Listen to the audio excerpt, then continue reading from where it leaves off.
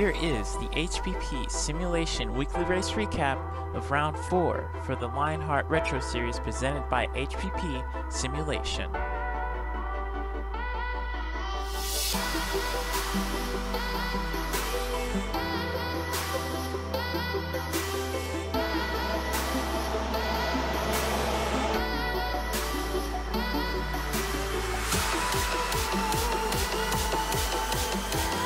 Gather up the chicken stick, cover around the cows, the horses are out of the barn. Alex Saunders leads the stampede down into the first corner. Adam Blocker drops into second. They're side by side behind. Weaver loses a little momentum. That's going to leave the door open to Jason Galvin. Galvin gets in, gets a little elbow to Weaver. Weaver gets out of the way as he drops down into fifth. Everybody else holding station. First two guys, Saunders and Blocker, pulling away a little bit, but back on from third on back. They're fighting pretty hard here.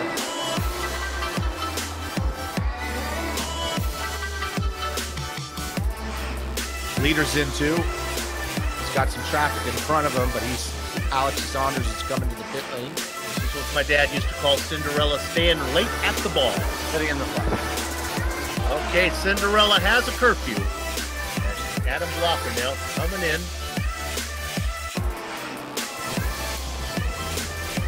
Going side by side through that tricky downhill. He just gets loose.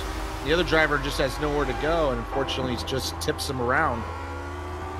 And the other driver comes on the inside, makes the pass. Fortunately, gets a little loose, and James Krahala just has nowhere to go. He's got a little damage on his front wing now because of it.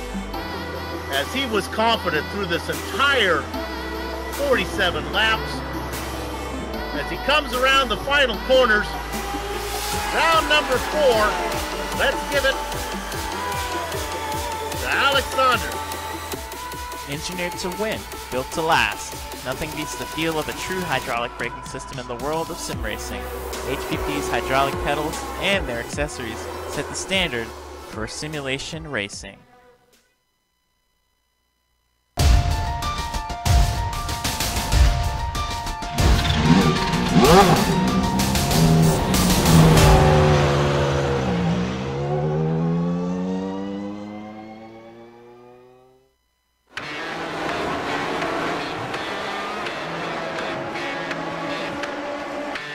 An icon reborn. A new season begins. Drivers must face off wheel to wheel with only one goal: to be crowned champion. Experience the competition and the glory days of early 80s IndyCar action. Hear the song of 500 horsepower Cosworth engines. Watch as drivers wrestle these ground effects cars into submission. Without electronic driver aids, it creates the perfect combination of man, machine, and speed. The Lionheart Retro Series, presented by HPP Simulation, starts now.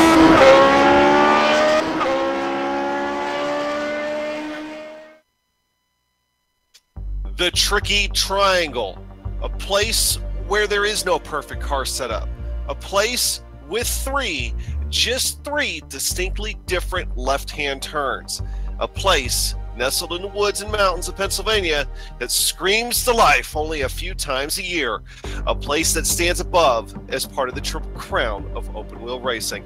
Presented by HPP Simulation, it's the Lionheart Retro Series DirtyBlinds.com 250-mile race live from Pocono.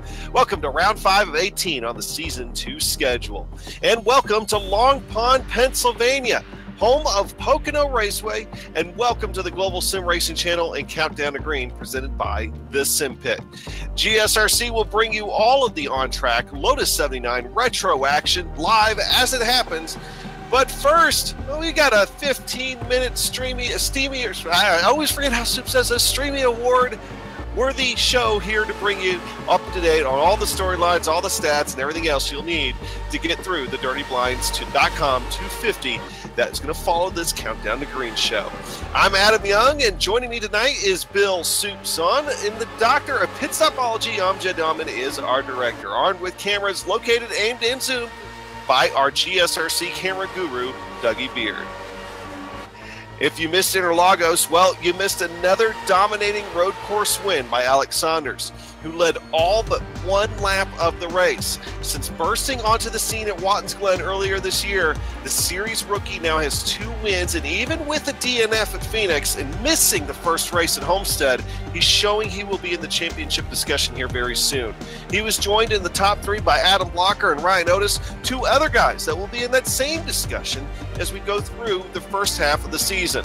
But from Brazil to Pennsylvania, Soup, why don't you tell us a little bit about Pocono? You know, when it comes to racetracks, I'll take Pennsylvania over Brazil. If we're talking women, that's probably not the case. But folks, before I talk about the track and any other politically incorrect topics, let me remind you all that everything during the Countdown to Green comes courtesy of its sponsor, the Sim Pit, an entertainment channel dedicated to sim racing. Its mission is to bring you news, reviews, and information from around the world about sim racing hardware and software. It also focuses on what it takes to be a better sim racer with instructional videos and how-tos that will help your performance on the virtual track. Check it out at thesimpit.com. And speaking of virtual tracks, let's talk about Pocono. Opening in 1971, the year after California's now defunct Ontario Motor Speedway opened, together with the Brickyard, IndyCar had 3 2.5-mile racetracks, and the Triple Crown was born. From 71 to 89, USAC and CART held races here. After a 22-year hiatus, the Verizon IndyCar Series returned in 2013 and has held a race here ever since. Each of Pocono's 3 turns are modeled after iconic corners of other racetracks. You know, Trenton is gone, but one of its corners lives on in a kind of a mirrored image here, with turn 1 being that 14-degree corner. Turn 2, that's all about the tunnel turn at Indy. And then turn 3, that's the 6-degree Milwaukee Mile, if you can imagine Milwaukee being placed right down here. The front straight is 3,740 feet long, 7/10 of a mile. But the best way to get an idea of what this place is really like is to jump on board and take a lap around Pocono.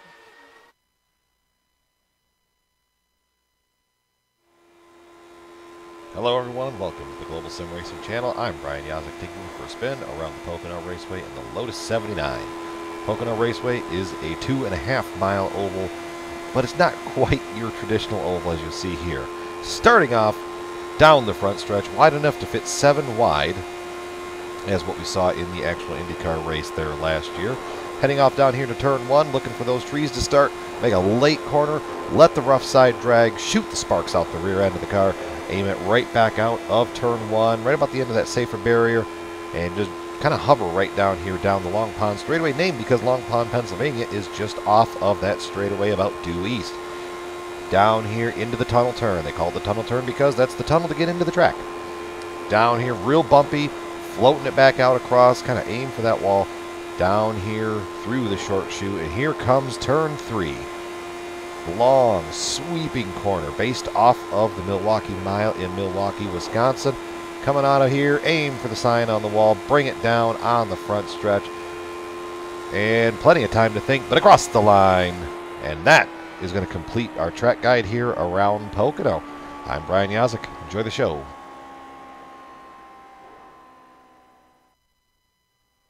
And that was Brian Yazek taking us around Pocono, who you'll be able to see in that 55 HPP simulations machine here tonight at Pocono. Now, Soup, of course, big shuffling going on in the points here. Why don't you go ahead and fill us in? There is. Before I do that, I failed to mention that since this is the Retro 79 that we're racing here today, we're on the older version of Pocono, not the new rescan one that iRacing has available.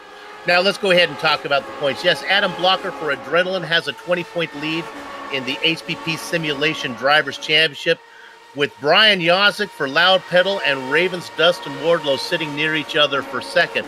But all the whispers, the side glances have been in regards to Nighthawk Motorsports' Alex Saunders. And like the Edward Hopper painting of the similar name, Alex Saunders' driving has been a work of art, up 11 spots on the heels of his second win. Saunders only has 3 starts while his rivals all have 4.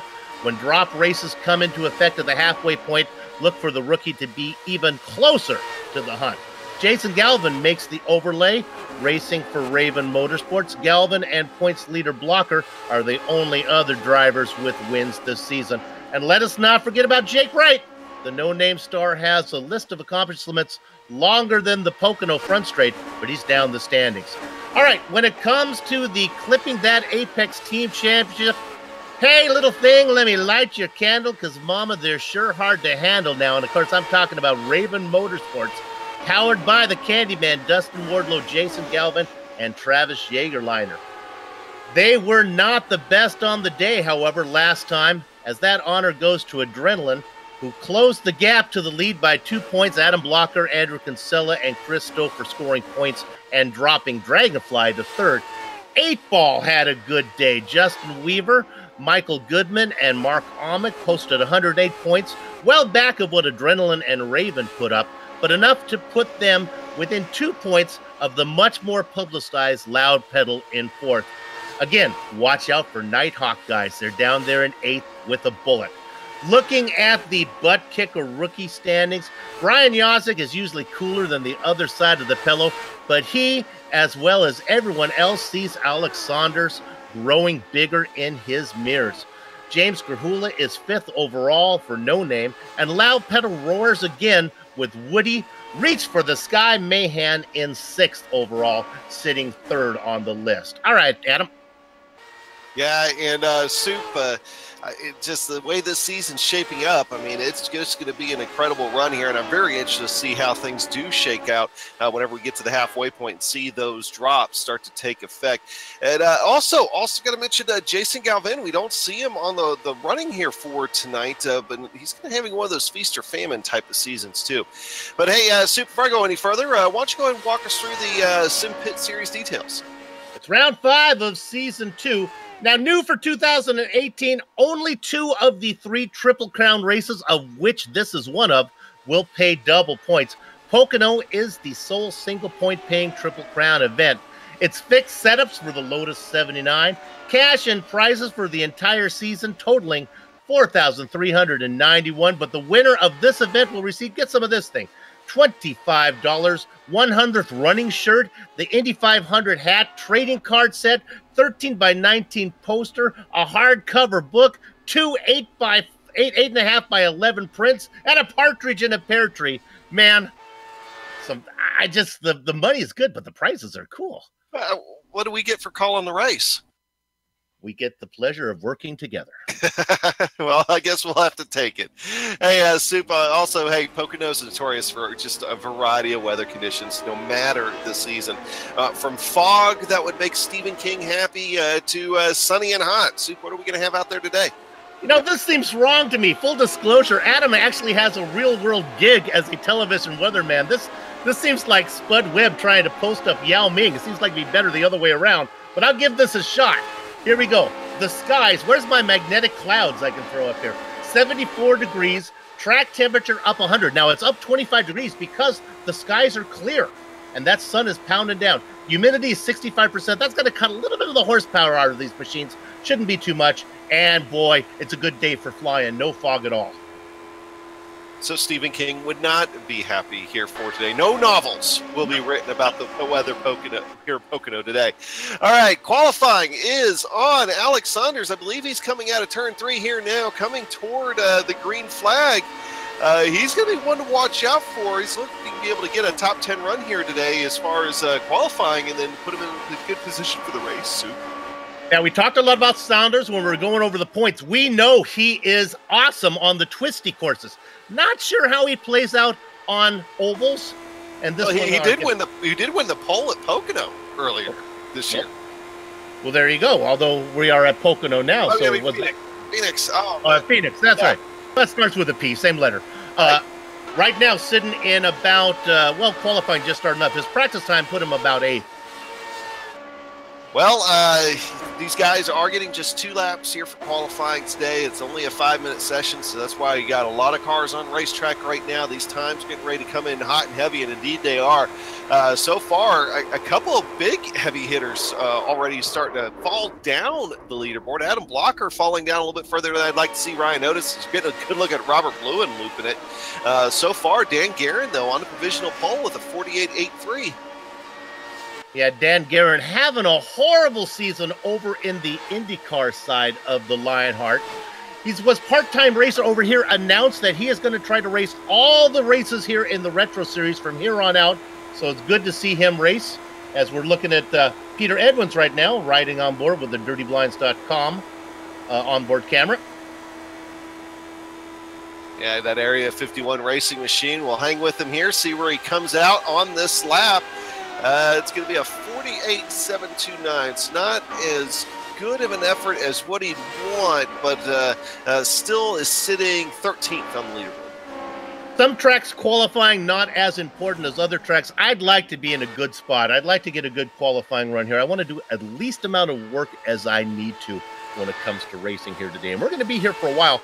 Last season, Adam, I was not on the broadcast team, but you were here, and there were almost more commentators left at the end of the race than there were drivers. It almost seemed like it. A couple of big wrecks, and then lots of cautions. It was very much the first half of the race was filled with cautions.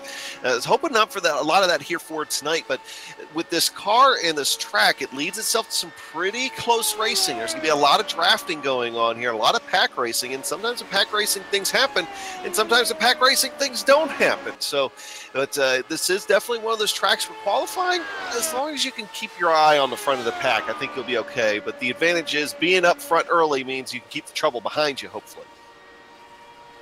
Adam Blocker, our point leader, sitting at the top of the qualifying time. Another familiar name, Ryan Otis, right behind him. Qualifying looks like they're just about wrapping up. You see Joe Branch. Now we see Frank Beezer. Beezer sitting well down the order. The independent driver sitting in 32nd. Going to have a chance to pick that up a bit. Yeah, so far, Frank Beezer's out there still. Tyler Graff, I think, is working on his second lap right now. Bart Workman is out there working on his second lap. I really do need to understand the graphics there. I said 32nd. That was actually his car number. As we're looking there at Tyler Graff. Yep, Brian Yazik just completed his run. He'll come in with a 48.63. He'll be sitting in 8th place here provisionally. We'll see where Tyler Graff is able to come in. So I believe he is rounding now. That looks like turn 3. 26 drivers putting in qualifying time so far. Our field is about, if I add, it looks like about 34, I'd say. Hey, can we quickly look at car number 63? This is an interesting story. This is Samuel Ryman. He just, in fact, I don't know if he got in his qualifying lap. We better get to our plug here. Yeah, of course, qualifying's done, so cars are getting ready to be coming to the HPP starting grid so we can get underway here. And, of course, remember with HPPSimulation.com, when it's time to go sim racing, nothing beats the feel of a true hydraulic braking system from HPP Simulation, designed and manufactured in the USA on state-of-the-art CNC equipment. HPP's hydraulic pedals and their accessories set the standard for simulation racing. For more information, please visit www.hppsimulation.com. Soup, a little bit of a long pace lap here. They're going to do the full pace lap here at Pocono, and it's a 2.5 mile trip back behind that pace car that hopefully we won't see too much here for today. We go ahead and go through the starting grid. You got it. I'll take the front row since you threw it to me. How about this? Chris Lanini on the pole. I've been giving Chris a hard time about qualifying lately. Told me a thing or three. He's going to be inside of Dan Guerin. Yeah, it looks like you just decided you gave him the motivation he needed. We'll just put it like that. Hey, third place, the guy that's setting the world on fire in the Retro Series, Alex Saunders in there inside of row 3. Alongside him is going to be Michael Goodman. Row 3 is filled up by Ron Hacker and Justin Weaver.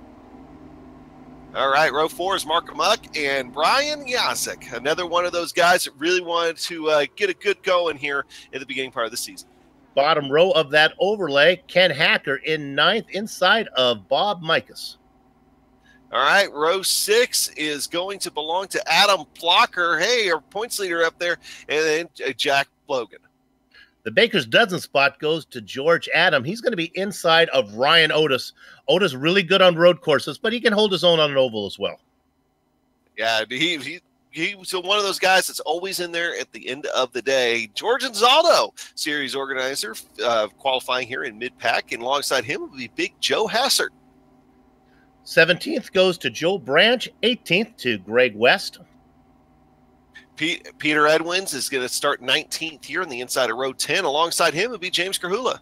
Hitting blackjack is Tyler Groff. Catching 22, Brian, it's not easy being Greenlee. Woody Mahan's going to start at the inside of row 12. Alongside him will be Frank Beezer. Next row is going to be Robert Bluen and Bart Workman. Jake Wright not putting in a qualifying time. We'll have to see if that's a little bit of strategy at play there with him. Vincent Blumenthal will be alongside him.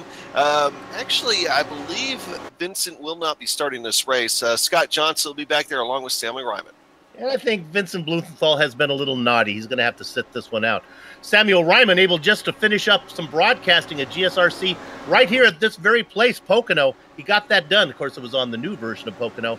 One of those weird kind of interfolded over time space continuum. Yeah, right. Yeah. Things.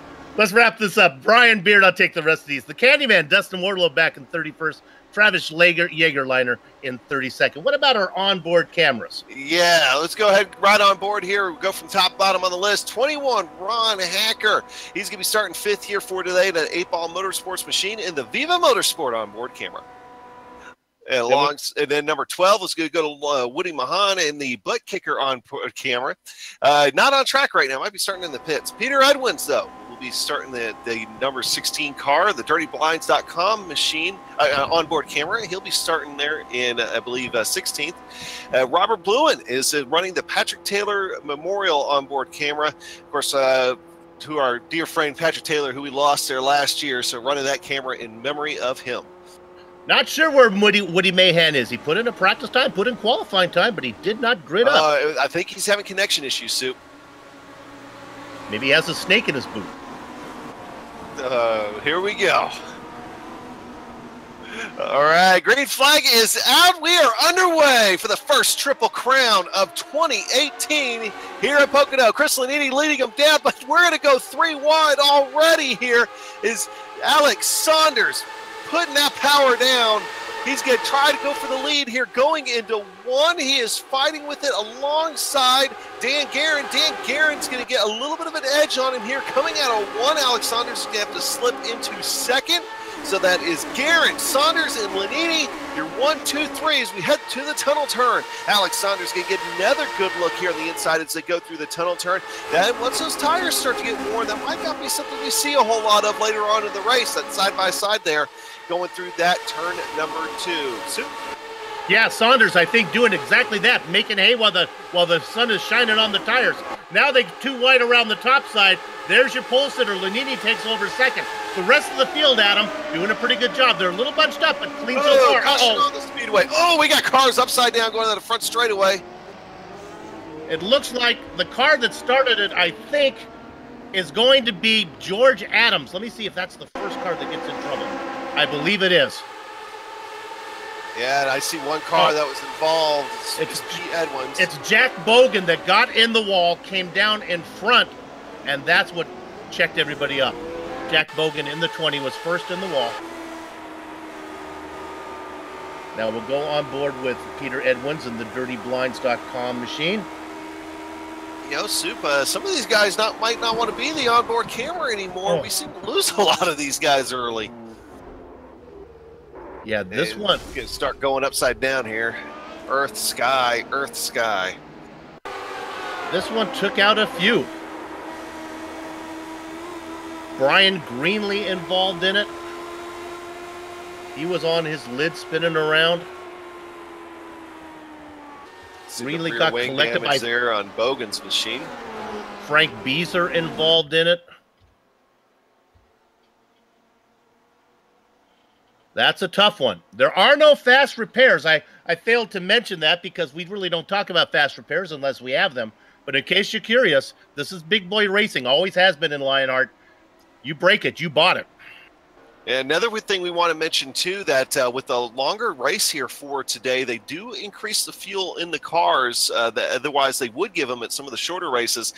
So that will put us on a 2-stopper here for today, of course, depending on caution. So let's see if that actually works out.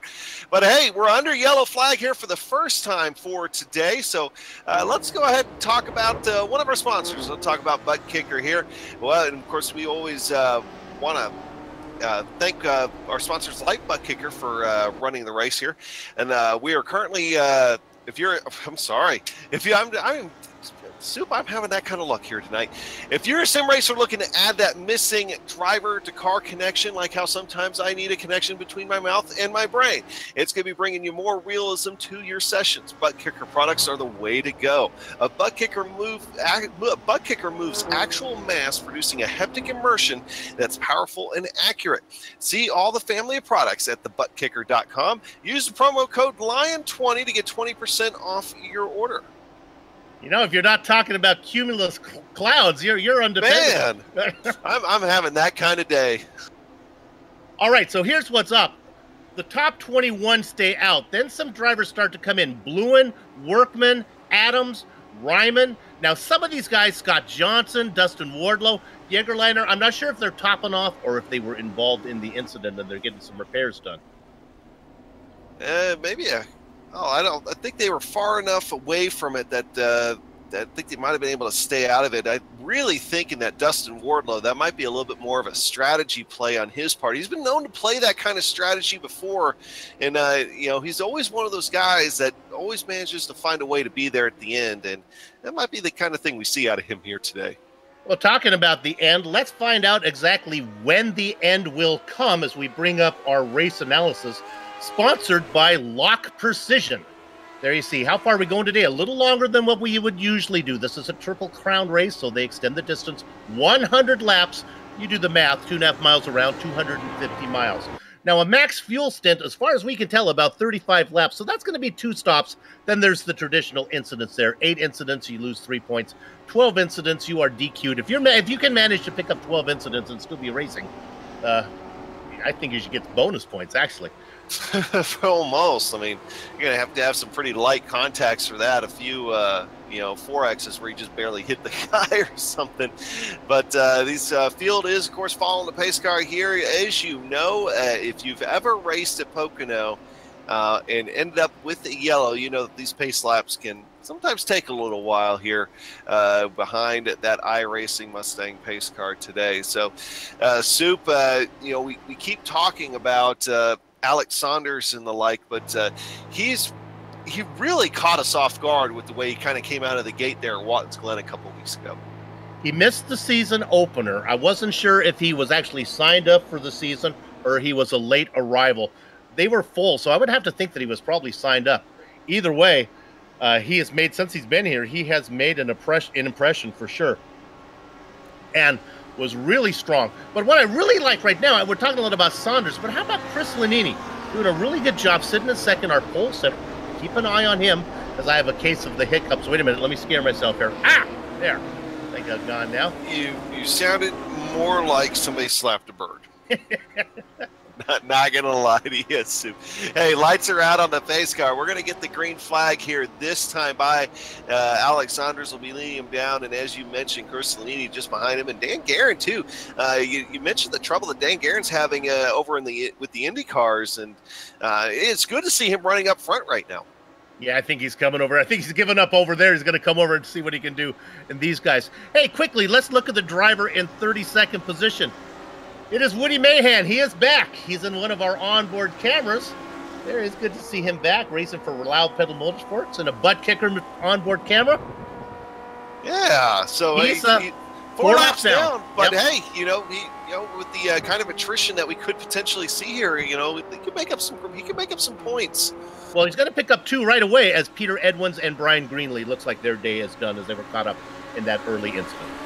All right, so we are rounding turn 3 now, and favorite things about the turn 3 is you'll see it up on the wall. What turn 4 is Pocono, of course, the unique characteristic of being a triangle, and always makes for some exciting racing here. That pace car getting ready to pull off, and there it goes. Alex Saunders is going to take the green flag. We are back to racing in the Butt Kicker 250 here at Pocono. Alex Saunders gets a pretty decent jump on Chris Lanini, and Chris Lanini already under fire from Dan Guerin, going down to 1. He's going to get the nose out in front. Will he be able to complete the pass, or is Chris Lanini can fight back on the outside? Lanini's going to fight back on the outside as he's going to be able to hold on to second place. Going a little bit further back, Michael Goodman back there as well, along with Justin Weaver, and Yazik right now running in 6. Pretty much single file restarts here in both Lionheart series, and that played out very nicely. They got stretched out nicely. First real battle, Ryan Otis and Big Joe Hasser. The race now, good racing. They want to put in some laps is what they want to do. Yeah, you know, and if they can keep going like this, they might just be able to do that. So far, it looks like for the most part, everybody being very well behaved through the pack. I think that's kind of going to be the mode here for a little bit. Let's try to kick off some laps, because you're not seeing that fanning out that sometimes you usually do at Pocono. So here's the deal. This is season number 2. Obviously, last season was season number 1, and then it was their debut, their virgin appearance here at Pocono when it was a mess. A lot of these guys came back for the second season, and I think last season's race is still on their mind. I think we're going to have a better race today. I think you're right. You know, hey, and something else we want to mention, we talked about missing Jason Galvin out there. I haven't seen Andrew Kinsella in the Miss Budweiser machine out there here today yet also. Yeah, a couple big names are gone here today. Of course, there are drop races, so it's not going to get cost too much. Let's look at Adam Blocker in 11th position, going the wrong way. He just got past. Ryan Otis goes around him, and Bob Mikas. We got a battle up front, though, as Chris Lanini just took a really solid look at the inside of Alex Saunders, but not able to do anything with it. In fact, it actually cost him a lot of bit of time. His entry into 1 was poor because he was trying to make the move, and now that's going to put him under the gun from Dan Guerin, who Dan Guerin himself is having to watch his rearview mirrors as Michael Goodman's starting to fill him. You know, these cars get it going. These are 1978 machines, but they have some good speed. They get about 190 miles an hour at the end of the straight. But what happens, it's all momentum. I've seen passes that are attempted and they fail. If you miss, you're going to get cost as they come down the long hypotenuse now, going down into corner number 1.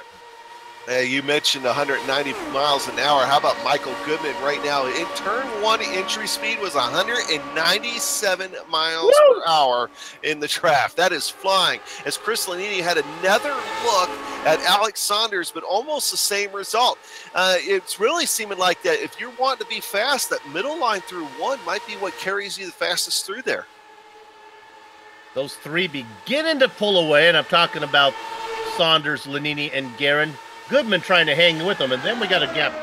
Now, going from about 10th on back, we're starting to have a little bit more of a fight. We battle for the leads heating up, actually, too. Chris Lanini having an inside look through the tunnel turn, but he just cannot do anything with it. Going through turn 3, just cannot do anything with it here yet, Sue. I'm starting to worry, how many times can Chris take a stab at it before the tires are going to go away, and he's going to have nothing left. Here comes Guerin, says, this is the way you do it, son. He goes underneath and gets a pretty good drive off. Oh, no! Chris Lanini in the wall hard. He's bouncing. Keep it up there, Chris. Keep it up there. He's trying to keep it up out of the way, and he does. Everybody gets behind him. Since he's going straight, the caution finally comes out. I thought maybe it wouldn't show up. Oh, that is a tough break for Chris Lanini, but a heck of a time by... Look at him keep the car up there. Stay out of him, and him to keep the car up in the wall and keep from collecting everybody else. That's probably the best job of bad driving you'll ever see. Right on board with Lanini. Dragonfly Racing machine here. He just gets a little high when Dan Guerin was on the inside of him and just barely catches the wall. But that's with these big rear tires on that Lotus 79, that's all it takes. And just look at him work that wheel, trying to keep that car, up against the wall and not come back down in front of traffic. That was And actually a terrific piece of driving by Chris to keep that from being worse than what it actually was. And he's out there running. I wonder how straight that car is driving at this point, though. He banged it off the wall 7 or 8 times. I always like to give the Hard Charger Award, and Lanini's always up for that one, but today I have to give the Big Dropper Award, as your pole sitter is going to fall well down the order.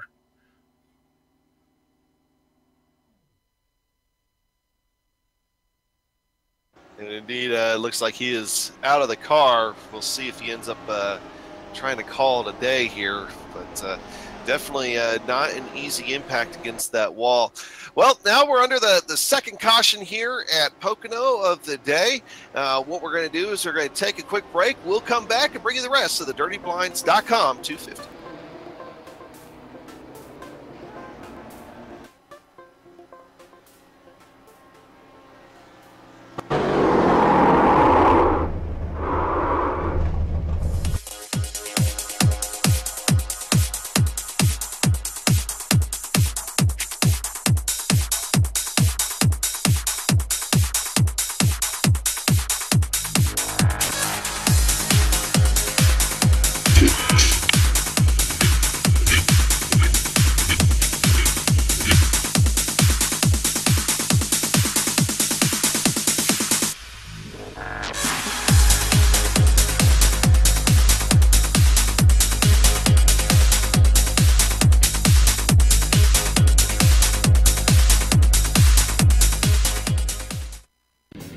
The SimPit is an entertainment channel dedicated to the world of simulated motorsports. The SimPit is a leader in providing the sim racing community with news, reviews, interviews, DIY pieces, and instructional videos to make sim racing a better experience for all.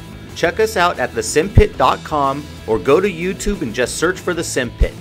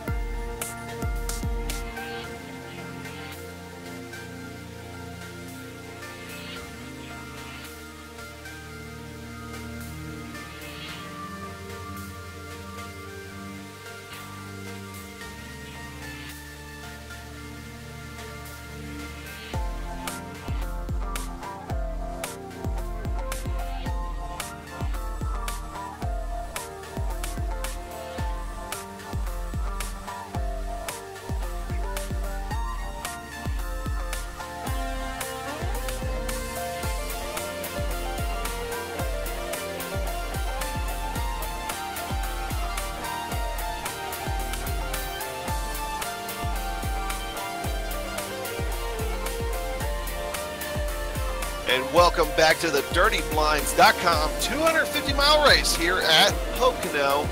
And, well, finally working lap 13. We'll be getting the green flag again here in just a moment to take lap 14. Super interesting race here so far, but once Alex Saunders got up to the front, no one's really been able to get past him, but he has had some challengers. Here's a guy who has been able to get past people, is Brian Beard. He's our hard charger. Started in 15th, or 30th. He's up to 15th right now. A lot of that, though, is because he's decided to stay out. We have a lot of guys topping off.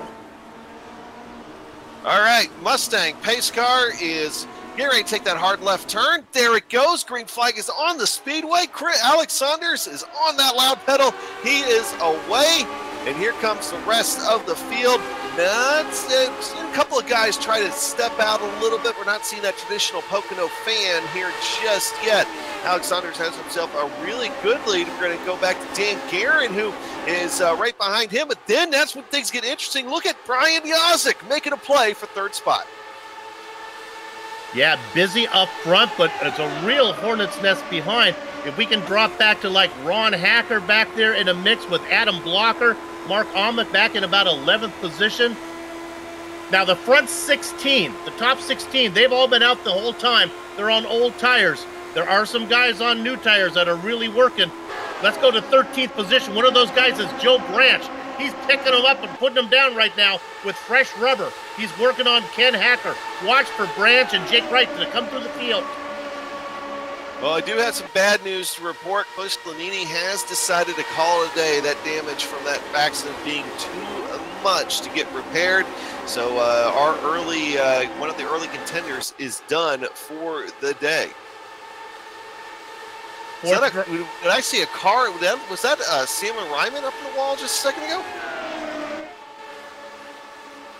Yeah, that could be. I'm seeing Sam had some trouble, but I guess, yeah, he's way behind. He must have put the car in the wall. He's way off pace right now. I couldn't. It was on the exit of turn one, unless this is a strategy call by Samuel. He's been known to do this before, just kind of lag back there. So he might be actually okay. So anyway, battle at least kind of up toward the front is Greg West under challenge here. Actually, go up to Joe Branch. Joe Branch coming in. He's going to try to take 12th position away from Ken Hacker. Yeah, after a little while, some of the fun's going to wear off those tires, but look at Branch with a good drive. He's going to get this pass made. Is he going to move up into 12th position? Now, he's been able to come. Behind him is Anzaldo. We didn't hear much about Anzaldo. He is on old tires. You know, I got to correct myself. Branch is on old tires as well as Big Joe Hassard. Too many Joes out there. Big Joe Hassard in 15th position. He's on new tires right now. Let's look back at him. He's working on the back of Woody Mahan, who's a few laps down.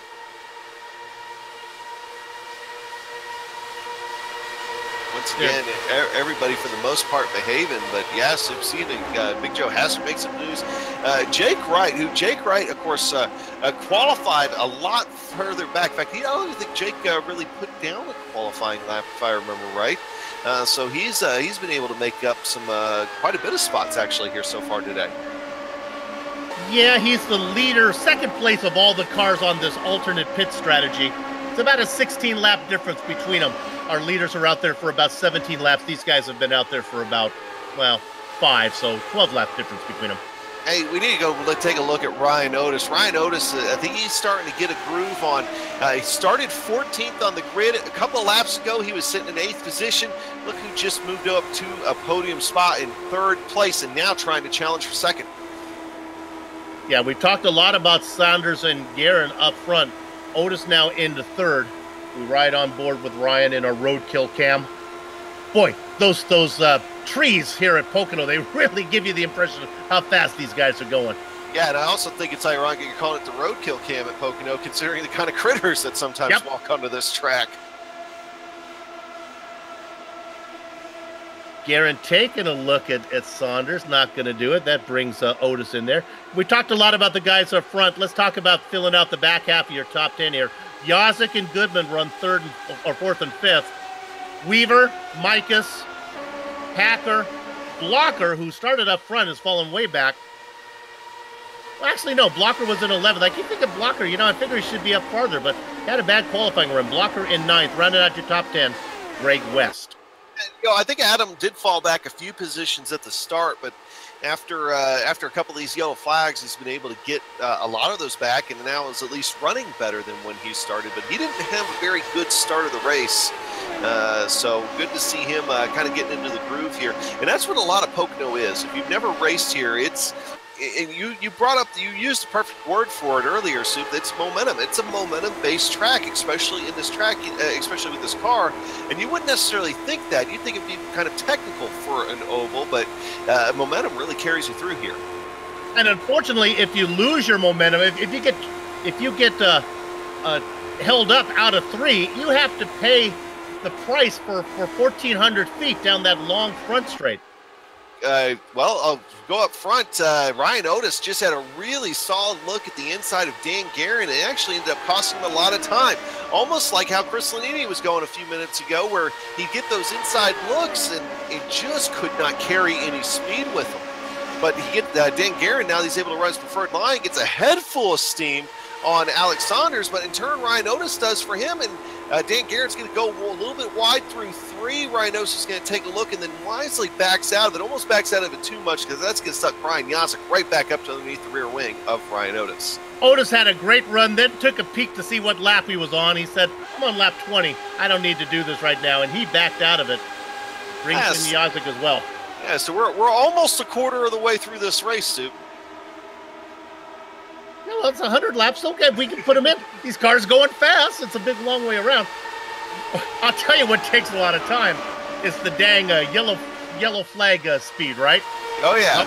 The amazing pace car speed of 75 miles an hour. I can't even use my Back to the Future line with that speed. As you've seen Brian Yazek get a good look at the inside of Ryan Otis. I think Brian Yazek is more testing the waters at this point, and now almost trying to defend as he sees Michael Goodman back there starting to get a little bit of a head full of steam, but he's also having to hold off Justin Weaver. So a couple of battles going on, but nobody really making a lot of moves here, at least at this point. I was making such a big deal out of the fresh rubber and how that was working out. Well, Big Joe Hassard and Jake Wright, they raced in 15th and 16th. They made up maybe one position of cars that stayed out there that they got around, so maybe tires aren't as important as we might think. Well, one guy that I think got involved in an accident earlier ended up pulling into the pits after another wall contact before the yellow flag came out. George Adams' day is going to be done with that, so he has decided to call it an afternoon as another one bites the dust. They're not going as quick as they did last season. Adams is gone. Lanini, Greenlee, Edwins, and, well, those are the only guys who are not racing with us here. Woody Mahan still out there doing what he does. Well, we keep talking about guys that not exactly where we think they should be. I want to give attention. Well, actually, we'll go to that here in just a second. We've got to go back to this battle here for second. Bob Mikas spins. He was down the access road. No caution. The car just goes left on him. I didn't see him get help. Let's see. I think the car just goes. My gosh. I don't know how he got it to turn in so well. We'll look at it from up top.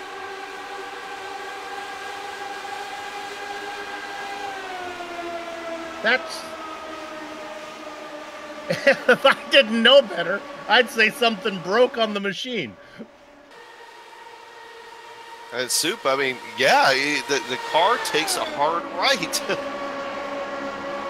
Von Hansen's meat machine. Caution on the speedway. It's Jack Bogan. Oh, that's a tough break for Jack. He was right behind Dustin Wardlow, put it in the wall, and then it bounces, comes down, and catches the inside wall as well. Watch out, here it comes. Ouch.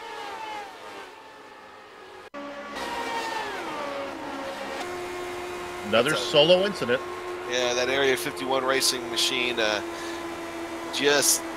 If you lose it right there on the exit of 1, you're going to be sliding toward the inside. And the way that wall angle is there with that Armco barrier on the inside, you're going to be hitting something hard, and indeed he does. So pretty sure that Jack Bogan's day is going to be done here, as that Lotus 79 machine is all tore up. I have spent some time in this car combination, not with this version of the Pocono though. And I know the feeling. You get out there, the car just will not. You're off the gas. You're trying to get a load up, and it just will not come out away from the wall. Well, now this is probably going to. Certainly, the front guys are going to come in, and they've been out there for 24 laps. It's time for a stop. The question is, will the guys who topped off last time, like Joe Hassard and Jake Wright, will they come in? I think not. I think they'll stay out. Well, it'll be interesting to see. This is another one of those types of tracks where fuel strategy will play a role, especially when we see yellows the way we will. I mean, we're expecting to hopefully see some long green flag runs at the end of this.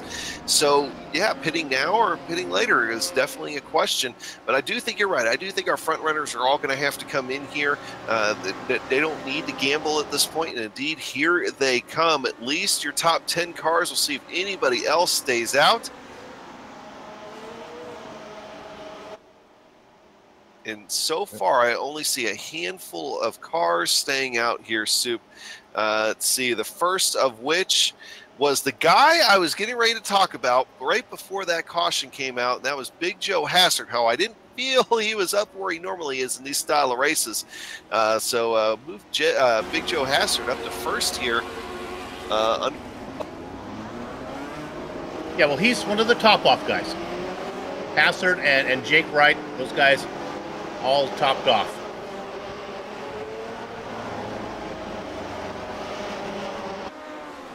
Well, see how they shake out here coming off pit road. Looks like Alex Saunders is still going to retain that as far as the cars that came down, followed by Ryan Otis, Brian Yazik, Michael Goodman, and Justin Weaver. So pit stops are shaking out. Soup, we're going to go ahead and take a break, and we'll be back here in just a moment.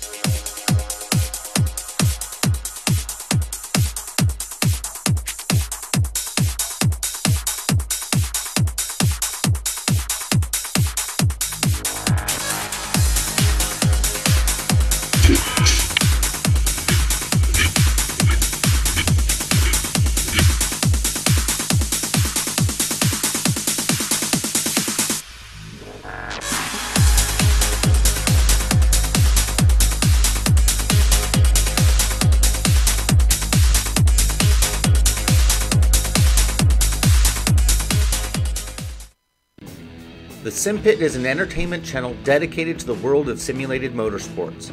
The SimPit is a leader in providing the sim racing community with news, reviews, interviews, DIY pieces, and instructional videos to make sim racing a better experience for all. Check us out at thesimpit.com or go to YouTube and just search for the SimPit.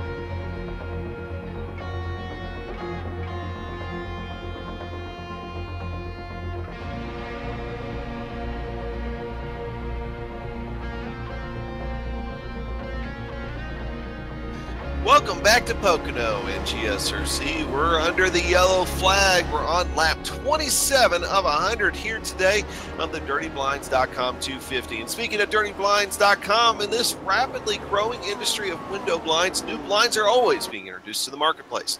With the introduction of these new window treatments, new ultrasonic blind cleaning techniques are going to be required. Who better to teach these new blind cleaning techniques than the company that developed most of them? Dirty Blinds always looks for the best way to clean, market, and service to the blind cleaning customer. Check them out at dirtyblinds.com. And we're going to check out this Mustang pace car rounding turn 3, getting ready to drop off the track and send us back under green flag racing conditions. Big Joe Hassert leading him down, followed by Woody Mahan and Jake Wright. That's your top 3 heading to the stripe and turn 1. Big Joe Hassert already starting to weave here a little bit, trying to break that draft with Woody just behind him. Now, Woody is a couple of laps down. He's trying to get one of his laps back, but of course he has to do it the hard way in the Lionheart Retro Series. So that would put Big Joe Hassert in first and Jake Wright actually in second. Dustin Warlow is another one of those top-off cars earlier on, and he is running third. Yeah, it's Big Joe Hassert, Jake Wright, and Dustin Wardlow, the Candyman. Those are the 3 guys who have been out there for 15 laps. The rest of these guys all came in. Saunders and Otis, who are right behind him, they got fresh rubber. Yeah, you see the field behind these guys, though, is you see right there on your screen. That's from about 7th on back right now. That is starting to become a hornet's nest. Travis Jaegerline is kind of on the high side right there. It seems to be kind of holding that high line up as cars are just streaming by him on the inside, including Justin Weaver, Michael Goodman, and Brian Yazik, as he's continuing to lose ground and it's kind of jamming things up a little bit back there. So you think these guys out in front might be in trouble, right? Because, oh my goodness, they've been out there for 15 laps longer. Well, think about this. Let's do a little bit of math. There's about 70 laps to go right now. We've been told the max that they can go are 35 laps. Let's give them a few more. Let's say 38.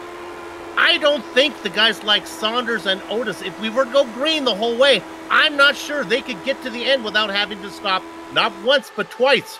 So this may play out perfectly for the guys up front. It could. It could be one of those ones where track position, as we've already seen, as the tires wear, that becomes harder and harder to try to pass. So, the Soup, you might be onto something here, as Woody Mahan really giving Big Joe Hassert a run for his money, trying to get that lap back. Oh, we got a wreck in the back going on the exit of turn 1. It's Hacker involved in it, and the yellow car of James Carhula. No yellow, but Carhula is on his lid.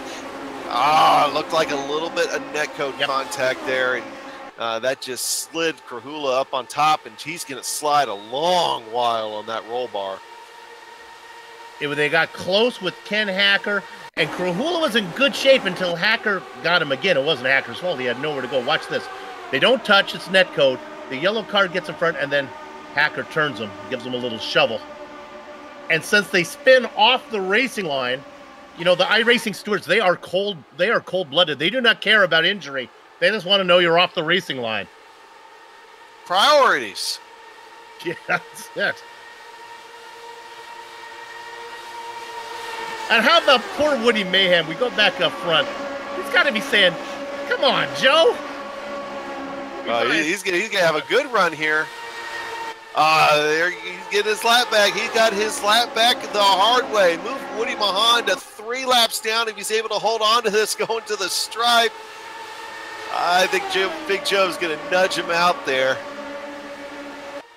So move Woody Mahan back to being 4 laps down. As don't look now, Ryan Otis is making a play here on Dustin Wardlow, and Dustin Wardlow in turn making a play on Jake Wright. You're going to have to wonder how long is Jake Wright going to put up with Woody Mahan being up there in front of him when he knows that he can see those fast guys starting to come back in his rearview mirror. What Woody's doing right now, my dad used to say it's worse to be, it's okay to be gone but not forgotten. The last thing you want to be is forgotten but not gone, and that's what Woody's doing right now. He's trying to say, I'm still here, guys. Yeah, keep in mind that Woody Mahan's doing this very respectfully. Everybody's giving each other room. He has every right to be there to try to get one of his laps back. You never know what kind of implications that can play for him. So, I know sometimes people are like, oh, why is the lap car up there? Well, no, he's fighting for a season championship. He wants every point he can, and sometimes that lap can make a difference in the position later on in this race. Side by side, on the low side is Wright. I'm sorry, on the top side is Wright. Down under low, that's the Candyman. There's no momentum down there, though, Adam. There really isn't. I mean, you're just hanging out the inside of one, it really kills it. But Ryan Otis, Ryan Otis is on a move right now. He's got this thing figured out, and he's going to have his eyes set on Big Joe Hassert here before too long, as we're beginning to run on lap 34 as Joe Hassert crosses the line. Take a look in the back of the pack, see if any big battles are going on. It doesn't really look like it. It looks like everybody, for the most part, is holding their line here at this point. Well, you're talking about Otis. Remember, he was back there racing behind Saunders. He wasn't in the mix. Well, now he's the leader of all these guys are on this second strategy. So it's Otis. He's ahead of Yazik and Weaver. Saunders in that too, racing second of those guys.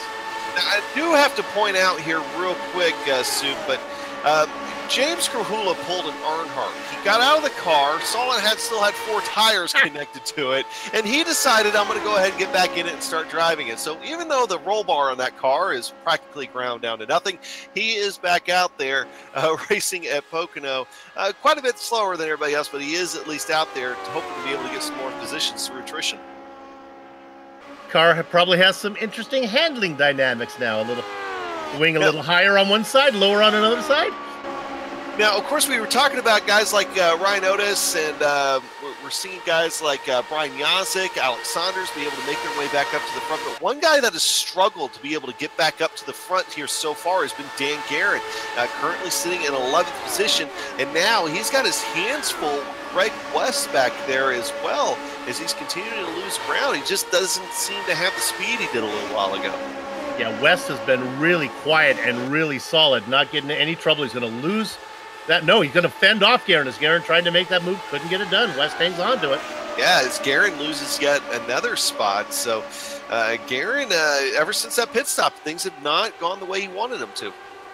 All right, moving up front, battle for the lead. There's Ryan Otis. Hey, it only took a couple laps. He's on the inside of Big Joe Hassert. Otis, one of the guys on the fresher tires now. He's going to see what he can make that work, racing in that butt kicker sponsored car. Right now he wants the butt kicker to stay quiet as he makes the pass successfully out in front. Hassert tucking right in behind. Boy, he really that was a big checkup. He was really close to the gearbox of Otis, and I was going to say, my gosh, if you're not getting any wash. And I think then I saw him have to check up.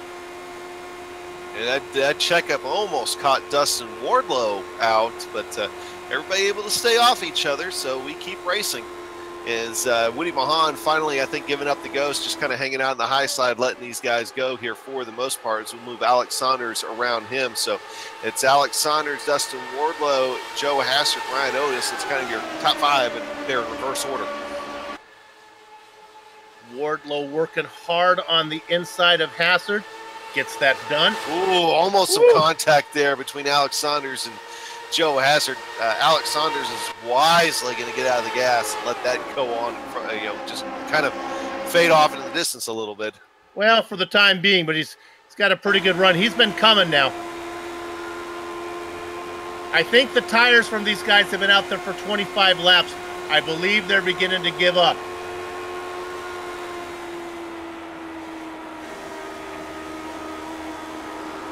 Seeing a slight difference in line too, Soup, as those tires do start to wear. I've seen a couple guys go, especially through the tunnel turn. Some going a little higher, some going a little lower. So that could also be another thing if we end up with some long green flag runs that might play a role. There are really 3 guys you need to keep an eye on, or remember, write it down on your clipboard. Wardlow, Hassert, and Wright. They're on about 14 lap older tires than the rest of these guys. They'll come in and make a stop, and then they'll need to make one more stop. The question is, can the rest of these guys get there with only one stop? I don't think so. I think everyone's have to come in twice, unless we get a lot of green, a lot of yellow. Yeah, and that's one thing. Oh, well, these guys can run a different engine map or something like that. And nope. Keep in mind when these cars were made, engine maps weren't exactly a thing back in '78. So they don't have any option to be able to except use that fuel. So At the Soup, I really think you're right. I think these guys, everybody's going to have to come down at least twice more. Although that last stop for some of them might be a little bit more of a splash and go, so we'll see. And because these are fixed setups, all those bells and whistles are taken away out of the control of the driver anyway. We're looking there. West has made a nice move on Garrett as they've been battling back and forth. Let's go to 12th. This is Branch up high, Ron Hacker underneath. Adam, it's as many attempted passes. There are probably more attempted passes than there are actually passes made. That inside line, they can get there, but they can't finish it into one. What's interesting, maybe we can stay on somebody and watch and see if, I don't think they can even lead the lap. They're not even winning towards to this finish line. Well, Woody Mahan, we were talking about him earlier, hanging out on his own up there toward the front of the pack, but he's decided to go ahead and call it a day. He's got the spots he wants to get, so he's going to be done. That means we've got 24 cars left in this race here, Soup. Let's go back. Let's go back to 12th right now. The lead will go up front. Otis making the play. Fighting off Dustin Wardlow now. Look at Wardlow. Wardlow doing a great job of hanging in there. He's been out there for 28 laps, some of those under yellow. From what I'm seeing of tire wear, I just don't see it being that big of a deal. Look at Saunders now back in third. He's going to try to duck that Nighthawk car underneath. Oh, careful. Big Joe gives him enough room. It's a drag race down into 2.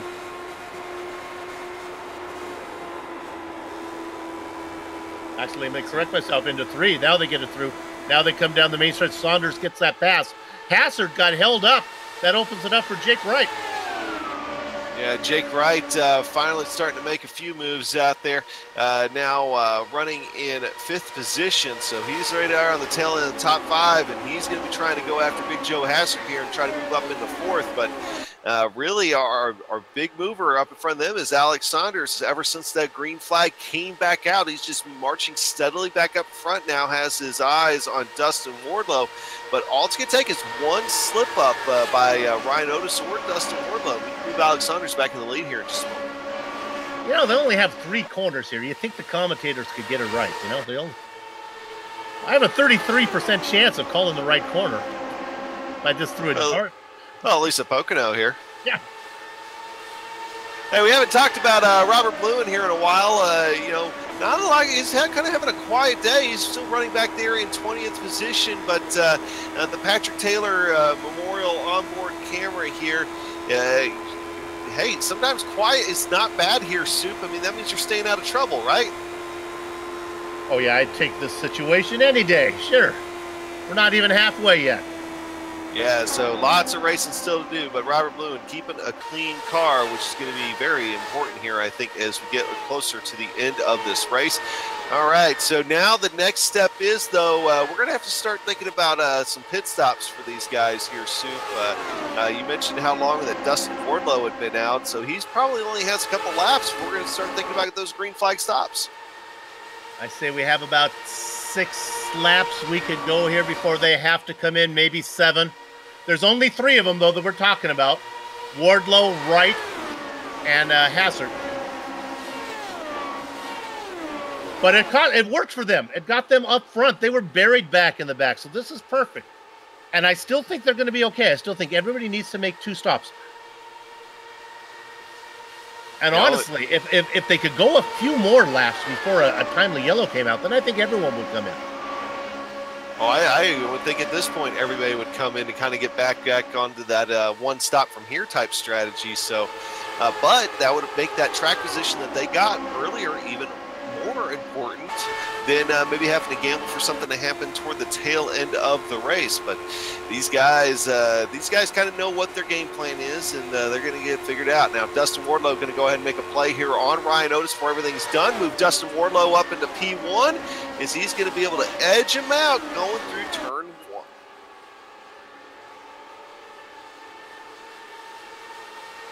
Soup, quite a bit of spacing going on here. Everybody's kind of minding their own business except Adam Blocker now. Adam Blocker is going to make a look here on the inside of Brian Yosek going through the tunnel turn. Let's just get ready to comment on how quiet it's going to be, I think, until the pit stops. Then Adam Blocker steps out and is going to go ahead and try to prove me wrong here. Looking there at Yasik, a nice 3-car battle. Yasik, the blue car is Blocker. Behind them is Justin Weaver. I'd like to talk a little bit about a driver in 18th position right now. This is Scott Johnson. He is our spotlighted driver. Get to him before something bad happens to him. He is making his 13th start here today. He's got 12 in the books. No poles yet, no wins. He does have a top 5. That's not bad, only after a dozen races. 3 top 10s. And his first race was way back in the season 1 back at New Hampshire. New Hampshire, very different racetrack than where we are today. Flat, but much, much slower. You're not carrying speeds of 195 miles an hour entering into turn 1 at New Hampshire, that's for sure. So Ryan Otis now going to be under fire here, I think, from Alex Saunders as they go into turn 1, but Ryan Otis gets a head full of steam. He's going to go ahead and try to go for P1 into turn 1. See if he's able to clear Dustin Wardlow.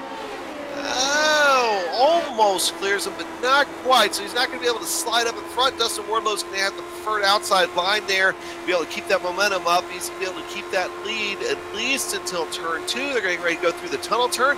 That slowed Alex Saunders up enough that Joe Hassard's now fighting alongside him. Wardlow out there in that... Ryan Otis back up to P1. Yep. Wardlow out there in that Dwarves candy machine, the Candy Man.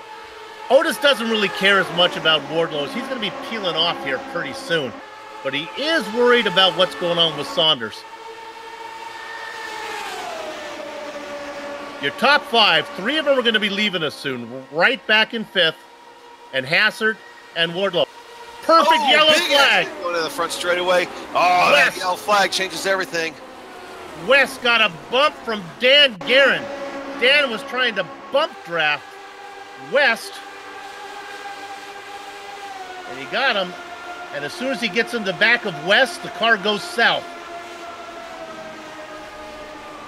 Not sure what Dandy Dan might have been thinking there. Maybe West got off the throttle or surprised Guerin. We'll go on board. You be the judge, folks. I'm coming, and oh boy. Boy. I think he just misjudged the run that he had. I would think so. I think so. Because he's coming, and then he's really coming. Watch it again as the car just takes an advance right into the back here. Boom. Clearly, Guerin made a mistake, and I mean, West is going to have a hard time swallowing that one, but let's leave that one, though, now and talk about a timely yellow. Yeah, this is all that strategy stuff that we were talking about can pretty much go out the window, because I think everybody is going to be coming in here because not only is this going to be, a pit stop here, but we're also coming to lap 50. We're coming to nearly the halfway point of this race. So anybody that pits here is guaranteed to be able to make it on one more stop. I think we're going to be seeing the entire field come in here, Sue. Right. Now, the problem is, and let's mark this down on your clipboards, boys and girls, if you're scoring at home or even watching alone. Dustin Wardlow and Big Joe Hassard and Jake Wright, their tanks are as empty as a syrup bottle after a pancake social. They're going to need to fill this thing up.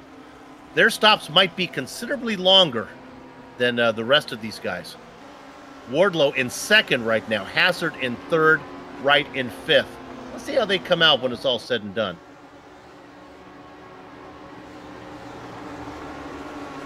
Coming around turn 3, we'll see him dive down the pit road here in just a moment.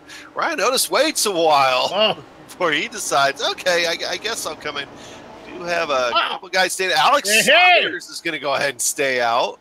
I find that very surprising, along with Adam Blocker. And we've got a few more back there as well.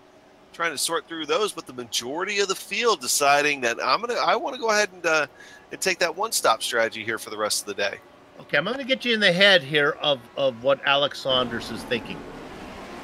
He wasn't going to be able to get there on one more stop if it went green. I don't think he's going to be able to get there even on one more stop now after this yellow flag. But maybe one more yellow flag and he's able to get there on one stop. Unfortunately, it'll probably have to be under green, so he's not out of the picture yet. Personally, if I were in Saunders' position where I am so fast, I don't see the need to be so alternative thinking here. Adam Blocker stays out as well. Well, you know, I'm going to go with reverse. I'm wondering maybe if it's a little bit maybe of oval inexperience or something, because either way, you know, he would have been able to make it on one stop, but at the same time, you mentioned he might have to make it under green now. And if that's the case, that the race is done for him, because everybody else, I don't think he'll be able to gain back that ground that he's going to lose. So, though, I'm interested to see how things are going to play out now for Alex Saunders. You know, we should talk also, who also stayed out with them is Adam Blocker, George Zaldo, and Samuel Ryman. So those are the guys that stayed out. Now, as far as the guys that came in, Brian Yazik let him out. So move Brian Yazik up a few spots. Ryan Otis is back there as well. Justin Weaver, Michael Goodman, Big Joe Hassert, and Dustin Wardlow. So definitely shook it up a little bit here under yellow with the pit stops and everything. Let's follow up on the point I was making before the pit stops. Remember, we talked about Hassard, Wardlow, and Wright. Well, where would they come out? Well, Goodman got out in front of them. Weaver and Otis did. Yazik as well. But all in all, they weren't killed that much by having to put in more fuel. Saunders, Blocker, and Zaldo and Ryman said 1, 2, 3, 4. Now, I understand on Zaldo and Ryman doing this because we haven't heard much of them, and they pick up some track position. Even maybe Adam Blocker, maybe not in the mix, but I worry. Saunders, these guys are 13 green flag laps away from having to stop. Yikes. But you know, let me have 2 more but you knows in me. But you know, if you pit here at Pocono from the front, you can pit and stay on the lead lap. Yeah. I mean, we're talking almost 50-second lap time, so you could conceivably stay on the lead lap, but you're going to have to be hoping for a caution. But if he, well, no. How much do I have time here to talk? Are the lights on the pace car? Do I have to give it back to you? Okay. You can talk as much as you want. All right, let's stick with me now here. Let's walk through this a bit. If you're Saunders, you stay out. Let's say you have to make that green flag stop. You come in and you make it, but you stay on the lead lap. Now you're at the back of the pack, but you're good to go. You're good to go. And then if the yellow comes out, you're staying out anyway. You get the track position back. And if the green flag comes out and they have to pit, well, that's okay too, because you're going to be faster than anyone. I like it. I am on board with Alex Saunders. Way to go, buddy. I like the strategy now. I'm still thinking we're going to have to have too many things go your way, but all our questions are going to be answered in due time. The iRacing Mustang pace car getting ready to pull off here. Takes that hard left on the pit lane. Green flag is out. Alex Saunders is away. He's going to get a good jump there on Adam Blocker. And these Lotus 79 machines scream back to life at Pocono, heading down turn 1, seeing a little bit of fanning out, going to the back. Brian Otis is the first one to step out and try to make a move. I'm going to press my point like I'm in an argument with my spouse here.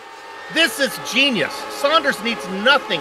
Anything that happens, it's perfect for him right now. If he has to pit under green, that's okay.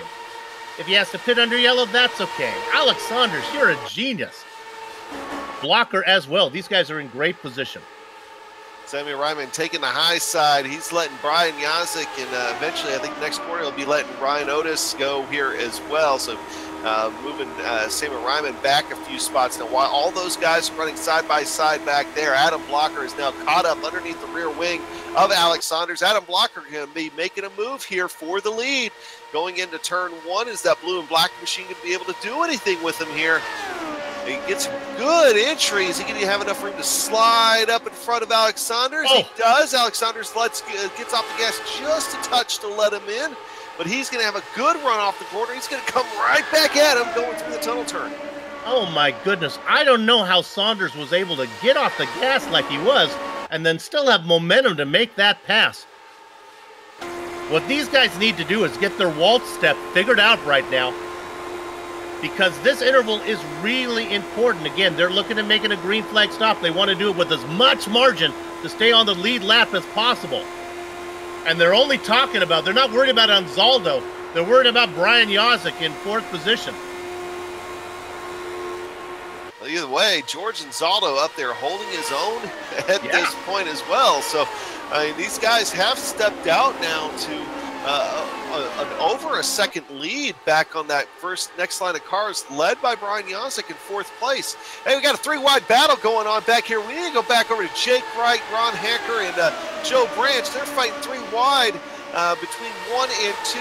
Dustin Wardlow also in the mix on that. Dustin Wardlow was running up front just a couple minutes ago. They went through the tunnel turn in a hornet's nest, but everybody's able to get through here so far. Big Joe Hassard in 9th, Wardlow in 10th, Jake Wright in 11th. Those were the guys that used that alternate strategy earlier. They were racing together. They're still on track together. They're all on the same strategy now, though, except for Saunders, Blocker, and Anzaldo. And let's throw in there Samuel Ryman as well. Those guys actually continuing to pull away from the main pack of cars. So any time gained here is going to be invaluable in a few moments when they have to make their green flag pit stop. So be watching to see if that gap grows anymore, as Alex Saunders, Adam Blocker, and George Anzaldo are behaving up toward the front right now, so they're able to gain a lot of time. This may sound a bit self-serving, but let's quickly go back to 8th position and look at Samuel Ryman racing out there in the Golden State Rottweiler Club car. Did you think of that, like, right off the top of your head? I'm not telling. But things have really worked out really well for him. I put in no practice time because he had to announce that race. He's up in 8th, and now he's tucked in behind Justin Weaver, putting in some good lap times. This is working out okay.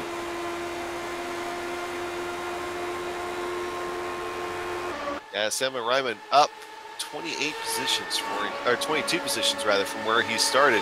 But that middle pack part right now from about 9th on back, continuing to just be a hornet's nest. Dustin Wardlow finally got out of it and is trying to pull away from those guys while they're fighting, but that leaves Big Joe Hassard, Jake Wright, Joe Branch, and Ron Hacker to slug it out, and that's almost exactly what they're doing.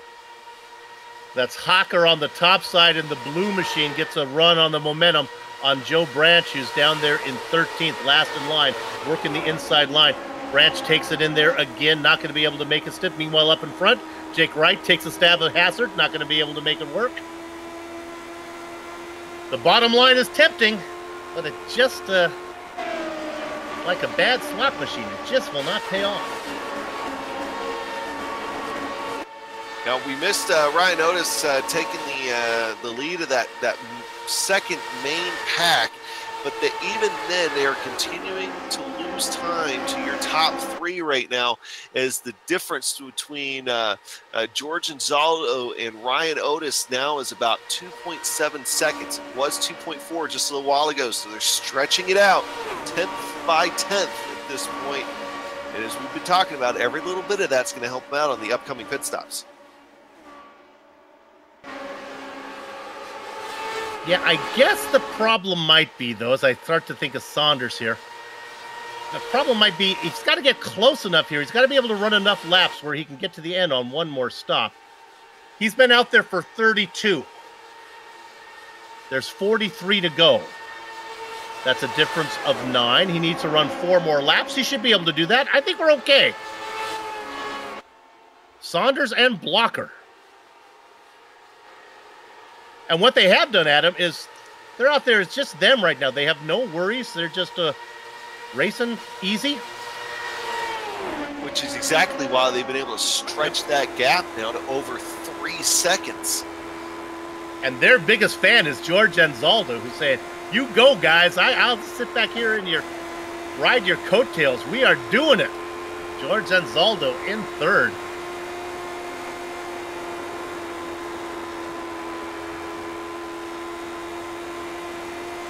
Now, Otis has them all cleared. Otis is all by himself now. So, in theory, Otis should be able to run these guys down. Although Otis wasn't that fast in qualifying. I just assume he's faster than maybe he really is. 14th is all he could do in qualifying.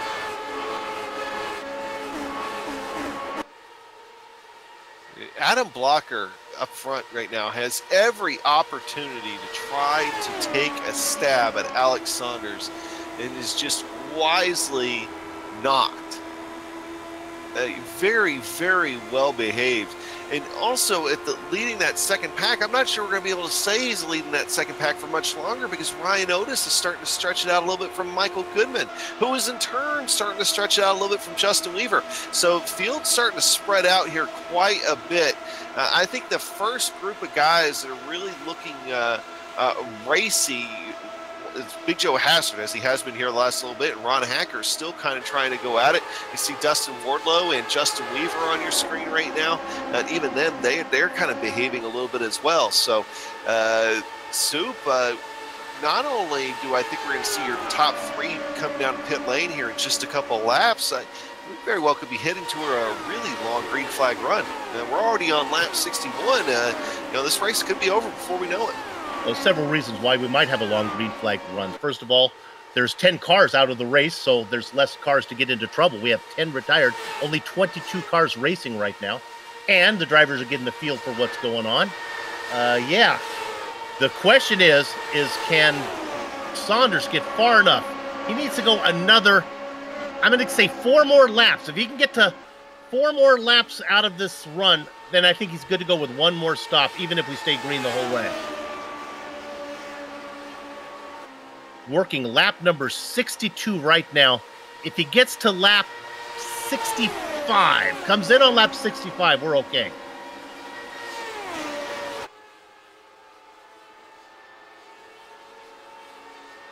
Well, either way, that gap continues to get just stretched out. So, no challengers. All they have to do is just bring it down pit road. Don't have to worry about trying to even hustle onto pit road when the time comes. And how about George Anzaldo running up there as well? I know we talked a couple times about him already. He started 15th, but George, he's when he's able to find his way to the front in some of these strategy races, he usually finds a way to finish up there. So it's good to see George Anzaldo running up front right now. We're looking for 4 cars to make a pit stop pretty soon. It's going to be the guys up in front, Saunders and Blocker and Anzaldo, and then it also includes Samuel Ryman. Again, Samuel had no practice time. He was announcing a race here at GSRC, here at Pocono, stock car race. He said, I'm going to get that out of the way, have a cup of tea and a piece of toast, and find out a little bit about the royal wedding, and then get in here and see if he can get in time. And he made it.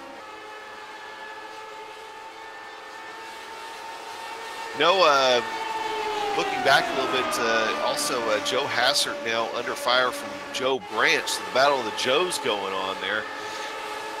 Joe Hassert he's not looking as strong as he did a little while ago, and he's starting to lose spots. So it makes you wonder, if he just kind of used up his car too early. Yes, it could just be pacing himself, catching his breath. We're in 13th. Right behind these guys is Tyler Graft. And then if we go back one more, in fact, back to Graft right now. This has really been heating up. This is Brian Beard, remember? Making a good run. We talked about him earlier. Just going underneath Graft right now. Also in the mix back there is our spotlighted driver of Scott Johnson. Yellow on the speedway. Oh, yellow on the speedway as Alex Saunders comes down pit road. He might have come down too early. And it's George Anzaldo. Oh! Anzaldo loops it. Ryan Otis clips him going by. Oh, Ryan Otis's car is hurt. Anzaldo loses it. Oh, and there goes Otis. Otis nowhere to go. Oh, that hurts. I think Saunders, by the way, as we go on board with Otis, you watch this, you'll have nowhere to go. I think Saunders is going to come out smelling like a rose.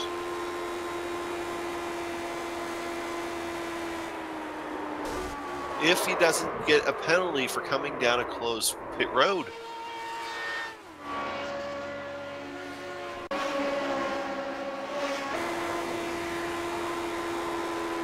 Riding on board George Anzaldo here. We'll see the back end come loose. That's a little Danny Sullivan. This is okay. Everything's going good. Oh! That's the only problem. Danny Sullivan didn't have that when he's... So... I think your Cinderella story here, Soup, might be coming to an end. Oh, no, I think... Because he came down pit road after the yellow had come out. I don't think he had enough time to react to the closed pit road. I think he's going to have to start at least start at the end of the longest line. We're talking about Alex Saunders? Oh, that's I'm hearing it right now. Pierre Degla saying you cannot take service. This is directed at Alex Saunders. And I think there was one other car that came down pit road too at the same time, but I could not see who it was. But we're just gonna have to see how this thing plays out. But I think Alex Saunders is gonna have to serve a penalty. But here's who it does work out for is Blocker. Blocker was on the same strategy, but he was able to stay out one lap longer. Blocker leads everybody down into pit lane. Although his tank, again, it's that syrup bottle pancake social analogy, should be empty. He should not be very fast in and out. And he isn't. He came in first into pit lane, and Blocker is going to come out, well down the list, as that car needed a lot more. Thirstier than a lot of people. Well, hey, we're going to take a break here in just a second, but I do want to give a shout out because it might be the only time today we're able to really see it. Give a shout out to Robert Bluen leading this race under yellow in that Patrick Taylor Memorial onboard camera. He is out front right now with only the pace car in front of him. We'll be right back on GSRC.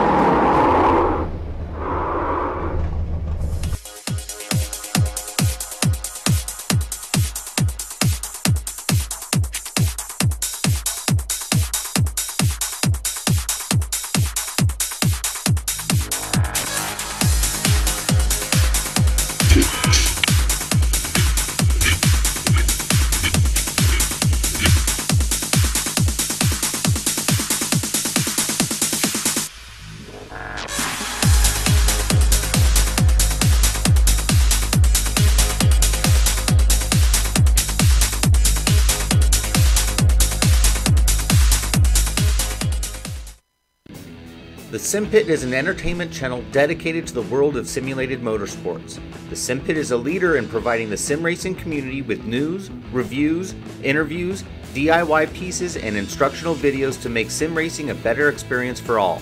Check us out at thesimpit.com or go to YouTube and just search for The Sim Pit.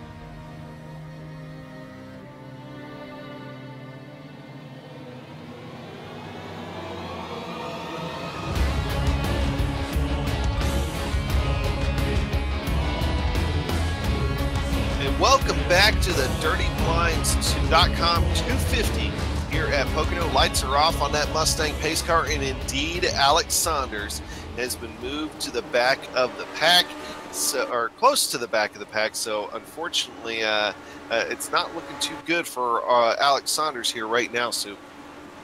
No, admittedly, he is new to oval racing, and he might have learned a lesson the hard way. We'll talk a little bit more about it here. Pace car about to pull in. We're about ready to go green here with 33 to go. Yeah, Dustin Warlow's the one leading it down. He's going to back up that field a little bit before he gets on the hammer, and he is away. But Brian Yazik saw it from a mile away, and he is right there. He's going to go on the offensive here. Going into turn one, Brian Yazik's going to nose out in front. We'll see if Dustin Warlow's able to do anything with the momentum coming off, but Yazik gets way too good of a run. He's going to be able to swing out to that wall and hold off Dustin Wardlow, at least at the moment, but he's able to get a good run, and he's going to try to take him here going through the tunnel turn. Justin Weaver does a good job back in third, being patient. The DeWars machine goes out in front. It's a sweet day for the Candyman. Uh-oh, here comes Brian back.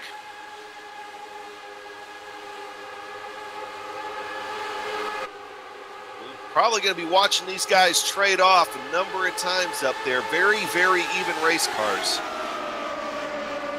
Remember Jake Wright? Well, he's found himself up in fourth right now, trying to see if he can get around Justin Weaver.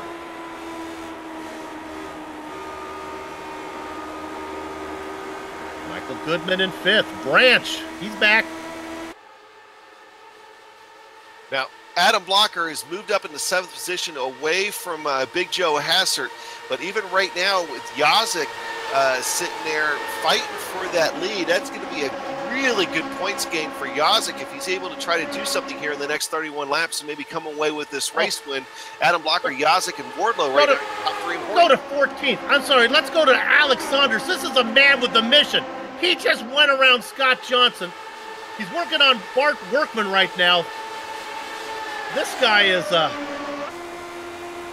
if he were a poker player, he would be on tilt.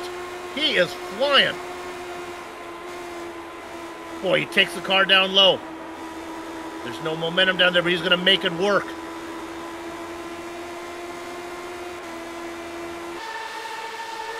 Yeah, 31 laps to go. Does he have enough time? I don't know. He's hustling right now. He's trying to do something, and you never know. We can still get a caution or two here. Tyler Graff, though, really slow in front of that group. He got offline just a bit, and that almost got very bad very quickly for that entire group of cars. But Tyler Graff able to get it back going in the right direction. It did slow them down just a little bit, including Alex Saunders. So Alex Saunders can be able to complete the pass here on Brian Beard, and now have the eyes set on Tyler Graff. All right, the fans, all the wives and children have to be watching right now. What are you doing back on Saunders again? You followed him when he was in the lead, and now you're following him when he's in 12th. Well, he's coming. But how about the Candyman, Dustin Wardlow, out in front, huh? Yeah, and trying to gap a little bit here on Brian Yazik. Brian Yazik having to fight off challenges from, Jake Wright and Justin Weaver while they're racing side by side. They were trying to challenge Brian Yazik. But in the midst of all that, Brian Yazik is actually able to get a really good run on Dustin Wardlow. Is able to get back to his rear wing, but does back off just a touch. I tell you what, Stu, that entire top 7 right there, you can throw a blanket underneath them. Or over top of them. That'd be kind of weird throwing a blanket underneath them while they're racing. If you're at a picnic, that'd be okay. Justin Weaver out there in third in that Moby Dickie's car. Hello to everybody at Moby Dickie's. A little Dickie will do you, it says on there. And right now, got himself in third spot. I used to have a... You saved me from my little Dickie's joke. I got to finish it now because I can't leave him hanging. I had a little Dickies that looked good under a sweater. All right, there you go. Well, it kind of softens the blow that I have to say that Mark and Muck got into the wall and had to bring it down pit road. So he's probably going to be scored at least a little bit down in the running order. Was running 19th at the time. So that leaves us right now with it's eventually going to be 19 cars on the lead lap. With the last car on the lead lap, Ryan Otis. Ryan Otis still trying to hang out and try to get some positions as the rest of this race goes on, but he is certainly off the pace after that accident with George Gonzalo just a little while ago. Just so I don't lose my job here at GSRC, a Dickie is a fake turtleneck you put over yourself there in case you don't know what I'm talking about. Okay, there you go. See, I got you. Okay. I got you. I just wanted to make sure all the demographics knew where I was going because I didn't want to get the cards and letters. Adam Blocker in 5th position.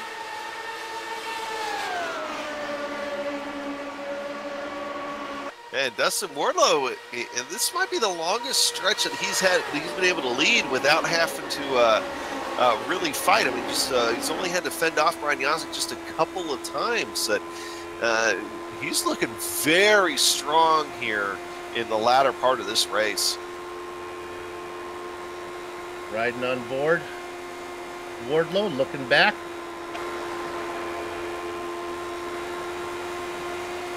Seems like your top 10 right now, very well behaved. Dustin Wardlow, Brian Yazik, Justin Weaver, Jake Wright, and Yada Blocker. That's your top 5. 6 on back, Michael Goodman, Joe Branch, Ron Hacker, Alex Saunders. Move Alex Saunders in the 9th position already. And Joe Hasser, that's going to round out your top 10 here right now. As we're looking at Ron Hacker try to get to the inside of Joe Branch. And that's going to be good news for Magic Alex back behind him as he's going to slow each other down. Oh, and having to get way out of his Ron Hacker. He's going to fall into the clutches of Alex Saunders. Saunders going to wave at him with his left hand as he goes by. See you, Ron. Alex Saunders up to 8th. Alex Saunders can almost see the white and red of Dustin Wardlow's car from that far back. So he is coming, Soup, and we've still got about 25 laps to go here. In the way that now we're seeing second on back start the race, it's only probably going to accelerate it, get him moving up faster through the field. As Yazik just had to fight off a challenge from Weaver, and you know, they're all fighting for position back there right now. As Alex Saunders is going to try to go around Joe Branch. Well, here's the deal: they all want to win, and passing is so hard, and they can't do it from 5th position. Blocker's got to pick up some spots. Wright knows that. Wright's not going to let him have it. Here comes Weaver underneath Yazik. Oh, I think Weaver's got a pretty good run. Yeah, he's going to be able to slide up and finish the deal. And Dustin Wardlow is just loving this right now because every time they get side by side, they can't do anything to suck up to the back of his car. So, especially once Alex Saunders starts trying to go through all those cars that are fighting for position, he's going to have a tough time going through. So right now, Dustin Wardlow looks to be the one that has all the cards going in his favor right now. Looking at that battle there, that's Magic Alex does it again. He's up to 6th. Oh, keeping it off the wall. My gosh. Boy, I really thought that car was going to drift up into the wall, but he's got it going. Now he's got a little work to do to get to Jake Wright. This is where Saunders, his naivete may come into his advantage. He may not realize that Jake Wright is, do we have echo? Jake Wright. Well, since those guys decided they were going to go ahead and behave here for a lap or so, they really caught back up to Dustin Wardlow, as now Justin Weaver is up here fighting. Now, Justin Weaver is one of those guys that we don't talk a whole lot about usually. He's usually running, you know, I don't want to say mid-pack, usually back end of the top 10, but it runs quiet races. So it's good to see Justin Weaver up here contending for a win right now. Came into this race 10th in points. And let's look here. This is, oh, I didn't even have time to talk about it. Saunders gets around Wright, and now, see you later, Brian Yazik. Yeah, and now Justin Weaver going for the lead. He's going to be able to nose out in front of Dustin Wardlow. Dustin Wardlow is going to fight back on the outside here.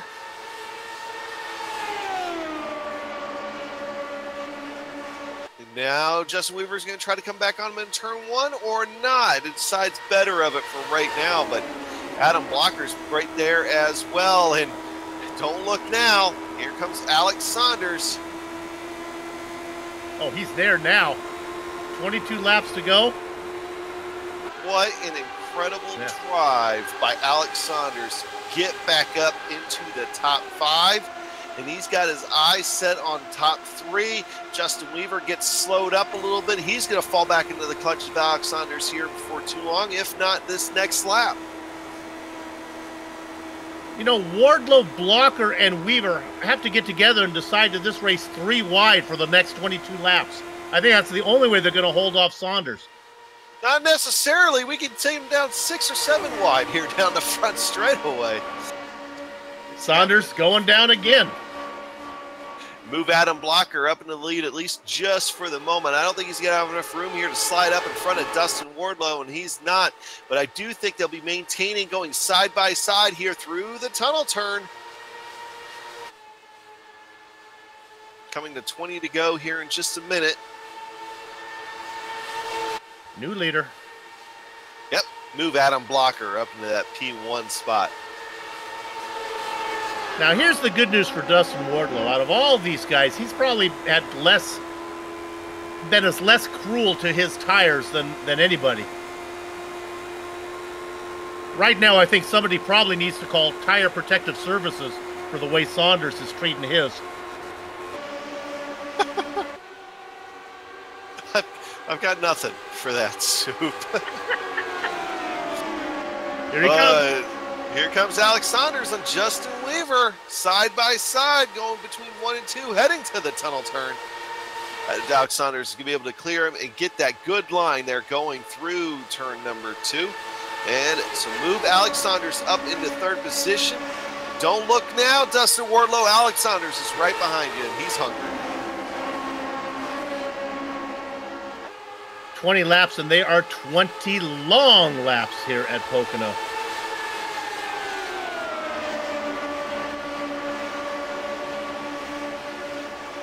Alex Saunders getting an inside look here on Dustin Wardlow going into 1 as Adam Blocker really, I think, kind of slowed up Dustin Wardlow just a touch on entry, and that's going to allow Alex Saunders to be able to maintain that side-by-side with him. Is he going to get him the same way he got Justin Weaver a minute ago? We'll see. Dustin Wardlow's able to get in front of him just barely, though. I think he scraped the paint off the front of his nose. But that's going to give him the momentum he needs to go ahead and try to make an attack on the lead. As he's going to move up into the lead, at least momentarily. Is he going to be able to clear Adam Blocker here? Not quite. We're going down the front stretch side by side for the lead. I'm not sure who led that last lap there. I think it was Dustin Wardlow, and indeed it was by 7 thousandths of a second. Would not surprise me at all at this point. This race came down to that. Alex Saunders is right there, just ready in case either one of them make a mistake. Finally, Blocker gets a good run. He's able to get that position back.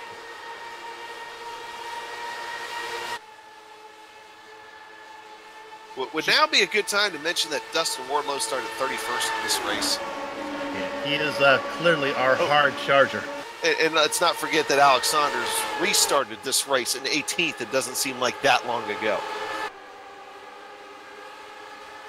Yeah, I think Alex is making a statement, and everyone's hearing it. Long season left, boys, and I'm here.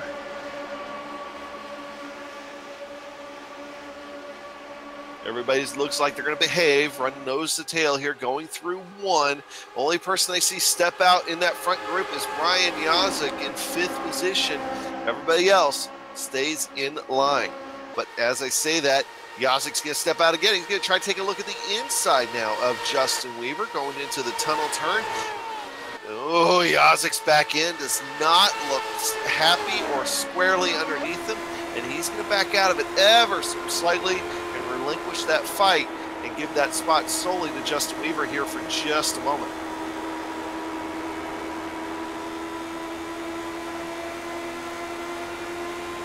Oh, going to make a move for second as Saunders. He's going to duck down underneath there. Those tires. Oh, he doesn't want just second. He doesn't want just second. He's trying to go for the lead. That's Adam Blocker runs really high through there also. I honestly thought for a second that Alex Saunders back in was going to step out just a touch. Dustin Wardlow is going to be able to come back in on him. Adam Blocker moves down, gives Dustin Wardlow a little bit of that draft, and also gives him the inside line here going through the tunnel turn.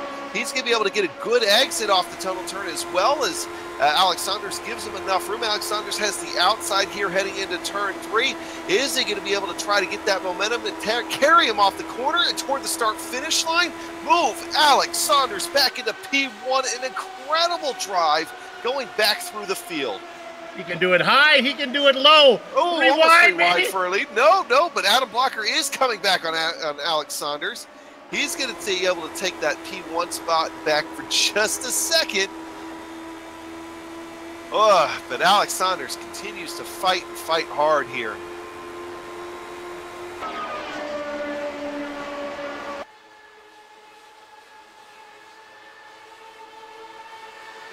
Adam Blocker has the best line through the tunnel turn. He's going to take sole possession of first place. He's going to be able to keep it back up here once again. He's going to go a little high through turn 3. And I think that's what he's been noticing is everybody's able to keep that momentum off a little bit better and have that good run to the start-finish line. I think these guys are practicing right now knowing at the end of the race could come down to just this sort of thing. Adam Blocker was able to lead that lap by 0.25 of a second over Alex Saunders. Alex Saunders, though, able to get the inside run on him here, going into 1 and coming out of 1, takes the lead. Here comes the tunnel turn. Just a moment. Adam Blocker and Dustin Wardlow using that draft to get a good run, able to get up right underneath that rear wing of Alex Saunders. Not making a move just yet. In fact, there it goes. That's going to force Adam Blocker into the inside of turn 3. Does Dustin Wardlow going to try to follow him? Not quite yet. I think Dustin Wardlow right now just hanging out in that popcorn position. Doesn't want to do anything with it just yet. Alex Saunders gets a great run off 3. He's going to hold on to the lead for another lap, Sue. I think Blocker might be better off in second because, you know, he has a couple strategies. He can use the strategy of synthetic lawn or tight fruit of the looms. If he's synthetic lawn and tries to cover the outside, I think Alex Saunders is going to take him down low. And if he hugs the inside like a tight pair of fruit of the looms, what I've seen Saunders be able to do, he can run that top line really well. I'm not sure I want to be in front. I think if I'm Blocker, I want to be back in second and make the stab at the very end. Is it just me, or do we get past midnight Eastern time and Soup's descriptions get a little bit more vivid? No, those are legitimate racing descriptions. You just don't hang out at the same tracks I do, man. Here comes Otis. Or sorry, Blocker down below. I'm going to say, yeah, Otis is coming, but coming from the opposite direction. I mean, they'll be catching up to him here in just a minute as Otis continues to circle with that damage from that earlier accident. I think that's going to break Otis's heart even more when these guys go barreling past him here in just a little bit. Alex Saunders, though, having to hold off a hard-charging Adam Blocker. Adam Blocker is going to pull the slide job on him coming out of the tunnel turn. He's going to come into P1. Look for Adam Blocker to take kind of more of that middle to high line here through turn 1. I'm wrong a little bit, though. He does cut down to the inside, but just enough to be able to cut off that momentum from Alex Saunders. Dustin Wardlow still just hanging out there, just watching these two guys fight. As Alex Saunders is going to take another peek here going into 1. He'll take another stab at it. Is he going to be able to click past this time? He's clear of him, but he's not moving up just yet. There he goes. He's moving up now. But Adam Blocker once again. Soup, these guys are going to trade lead here for the rest of the race. Yeah, I'm not so sure if Dustin Wardlow's not doing the rope-a-dope here. Remember, he was out in front. He took it easy on his tires. Then he let him pass. He's been taking it easy on his tires. Boy, he almost got into the back of Saunders right there. I'm not so sure when we have a few laps of racing to go if Wardlow's not going to settle. Oh, no! He's lost it! Saunders lost it! Saunders is in the wall hard. Justin Weaver got him going by. Damage. Brian Yazik is involved in that as well. That's second place in points. Justin Weaver is hurt. The tires finally gave up on him. Just an incredible drive by Alex Saunders ends in disaster. And he loses it in turn 3. Takes a few other guys with him. We're going to ride on board Brian Yazik here. The HPP Simulations car is going to have a bird's eye view. Sees Alex Saunders spinning back up the track. Can't do anything to avoid getting into trouble himself. He's going to come away with some damage. Justin Weaver, as we mentioned, has some damage as well. Ron Hacker here on the Viva Motorsport car. The 8-Ball Motorsports machine should have a good view of the incident that happens in front of him. Lots of smoke. Where do I go? Do I go high? Do I go low? We're going to try going high and getting our way around this thing. All right. You've been out there for 25 laps. You have 10 laps of racing here to go, probably 8 when we go green. That would be 20 miles of racing. I just don't see how any of the leaders can afford to come in. Oh, I don't think. I think we'll see a few guys in the back try to come in. Yep. But none of the front runners. The track position is going to be too important here. I know we just saw Alex Saunders move through the field like he did, but at the same time, that took a while for him to do, and we're not going to have a while when we come back here to racing. Well, fact, we have looking back, it looks like Brian Beard running in 11th is in the 11th first taker to come down pit road. I like this. I guarantee you that Brian Beard is going to finish above 11th position. So that little stop is going to pick him up probably 4 or 5 spots.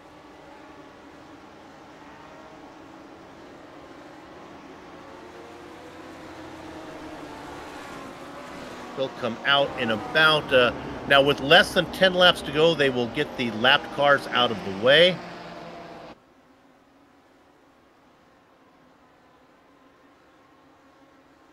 Well, with Saunders out of the mix, boy, I really like what Dustin Wardlow has underneath him. I got to figure he's got the best, after all the hard work the blocker put in dancing with Saunders. Those dogs have got to be aching. I really think that Dustin Wardlow's in the best position right now.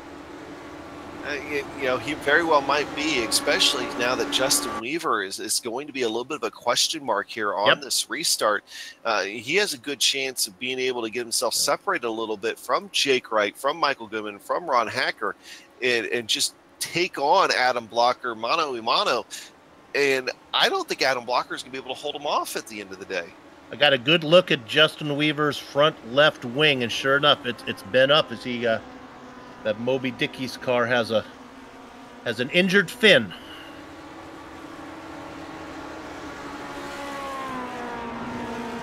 Jake Wright in second.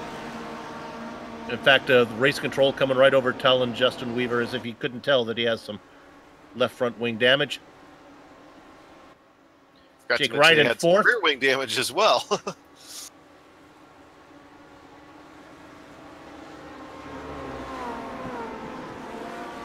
Well, it all went awry for Alex Saunders, but boy, he put on quite a show. I think a statement was made.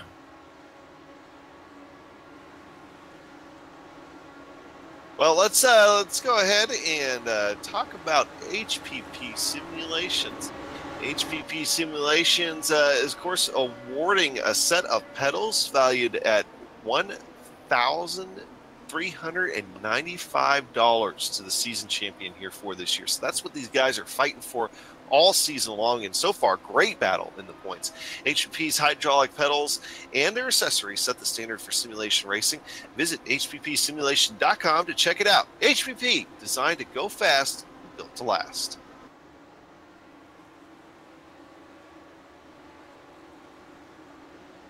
So right now, let's go ahead and talk about the top 10 here as we're getting ready to go through the come back to green here in just a moment. So working their way through the tunnel turn. Adam Blocker going to lead this field back to the green flag. Followed closely behind him will be Dustin Wardlow. Justin Weaver, it'll be interesting to see if Justin Weaver is able to keep pace here coming once we go back to green flag racing. Jake Wright in fourth position, followed by Michael Goodman. Ron Hacker in sixth. Joe Branch in seventh.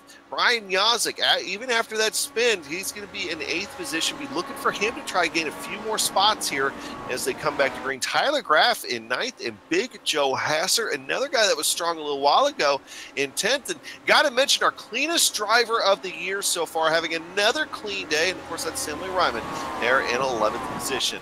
Getting ready to come back to green here. Adam Blocker just ready for that pace car to pull off. There goes the pace car. Adam Blocker. Slow getting him down. He's now on the gas pedal, but that gives Dustin Wardlow a really good run on him. Who gets a really good run is Justin Weaver. He's going to go into the corner 3 wide with those guys, almost 3 wide, as Dustin Wardlow backs out of it just a touch. We're starting to see the fan now, but Justin Weaver not able to keep the car underneath him on exit, and that's going to lose him a couple of spots possibly.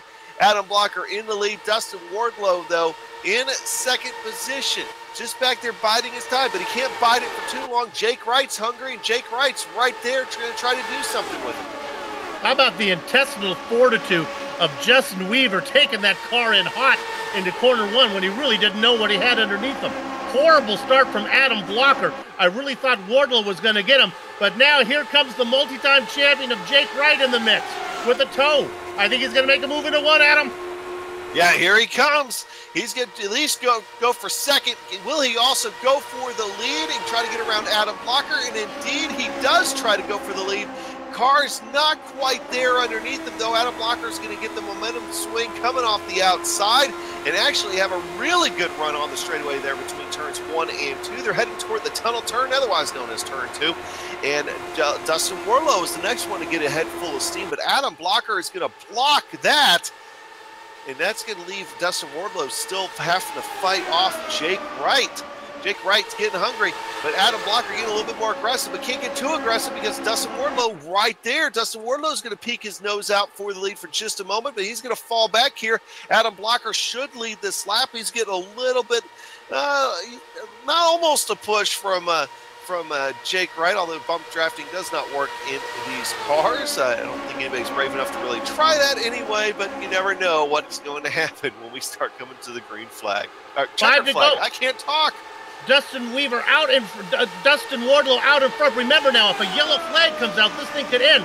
So who's out in front right now? Really important and the point of no return.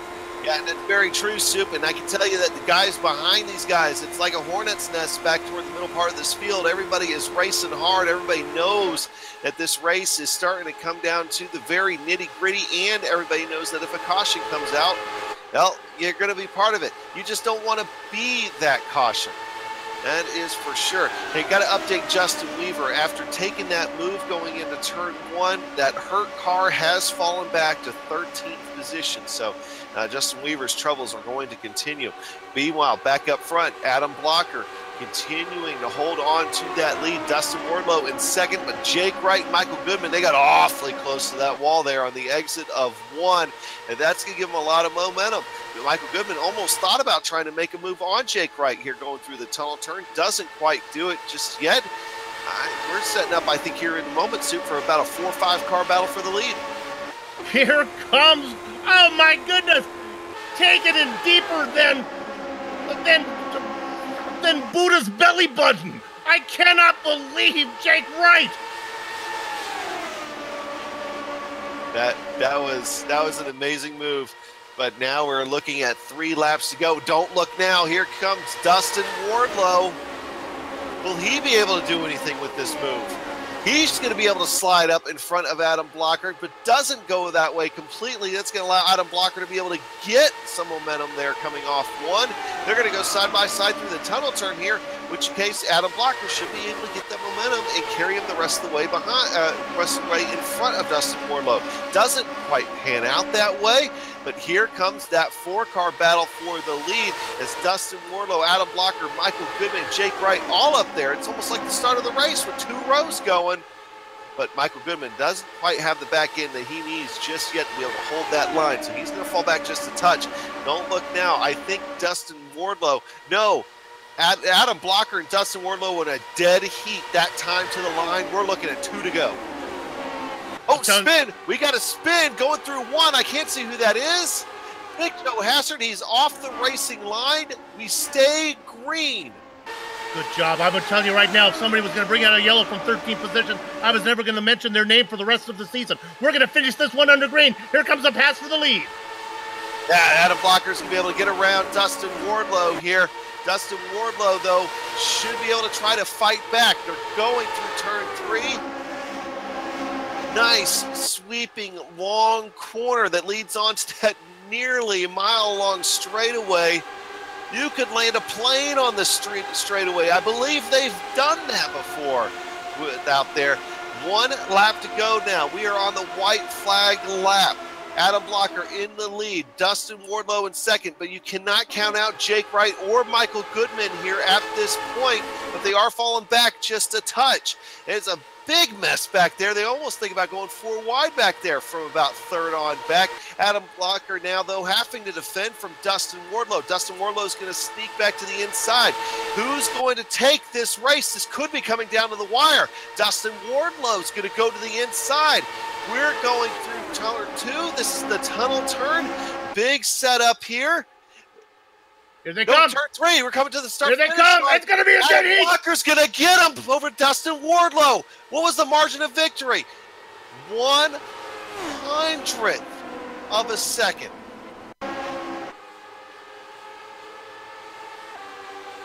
Woo! This has to play somewhere on the closest finishes in Lionheart history, Bill. Phew. Adam Blocker by 1/100th of a second. That's what that looks like, folks.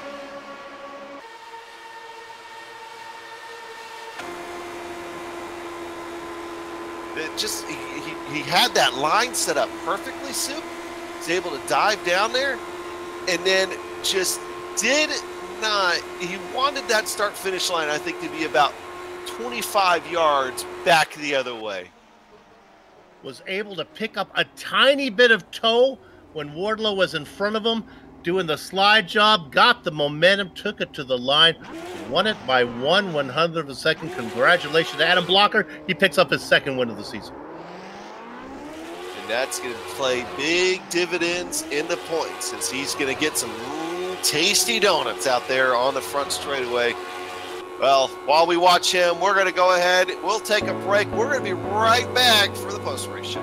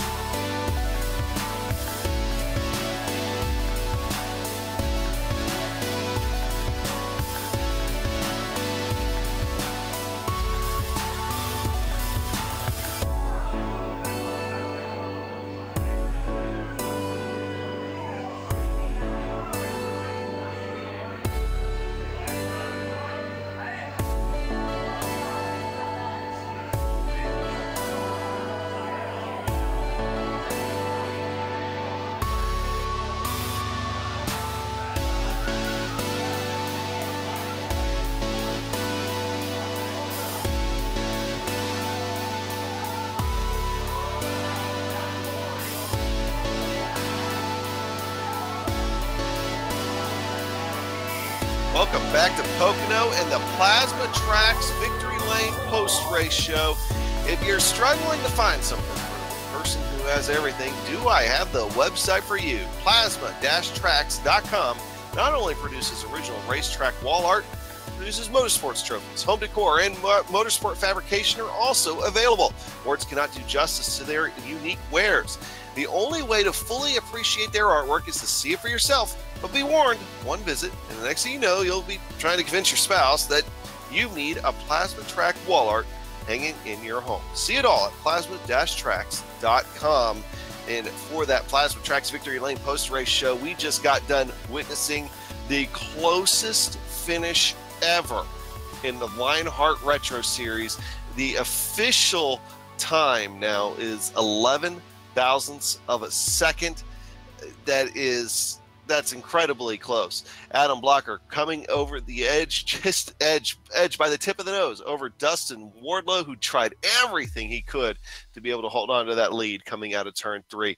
Rounding out the podium will be Jake Wright, followed by Michael Goodman. Michael Goodman having himself a good finish. Brian Yazik being able to recover from a late race spin. He's going to come home in 5th. Ron Hacker in 6th. Joe Branch coming home in 7th. Tyler Graff in 8th. Scott Johnson, how about him? I don't think we talked at all about Scott Johnson here tonight.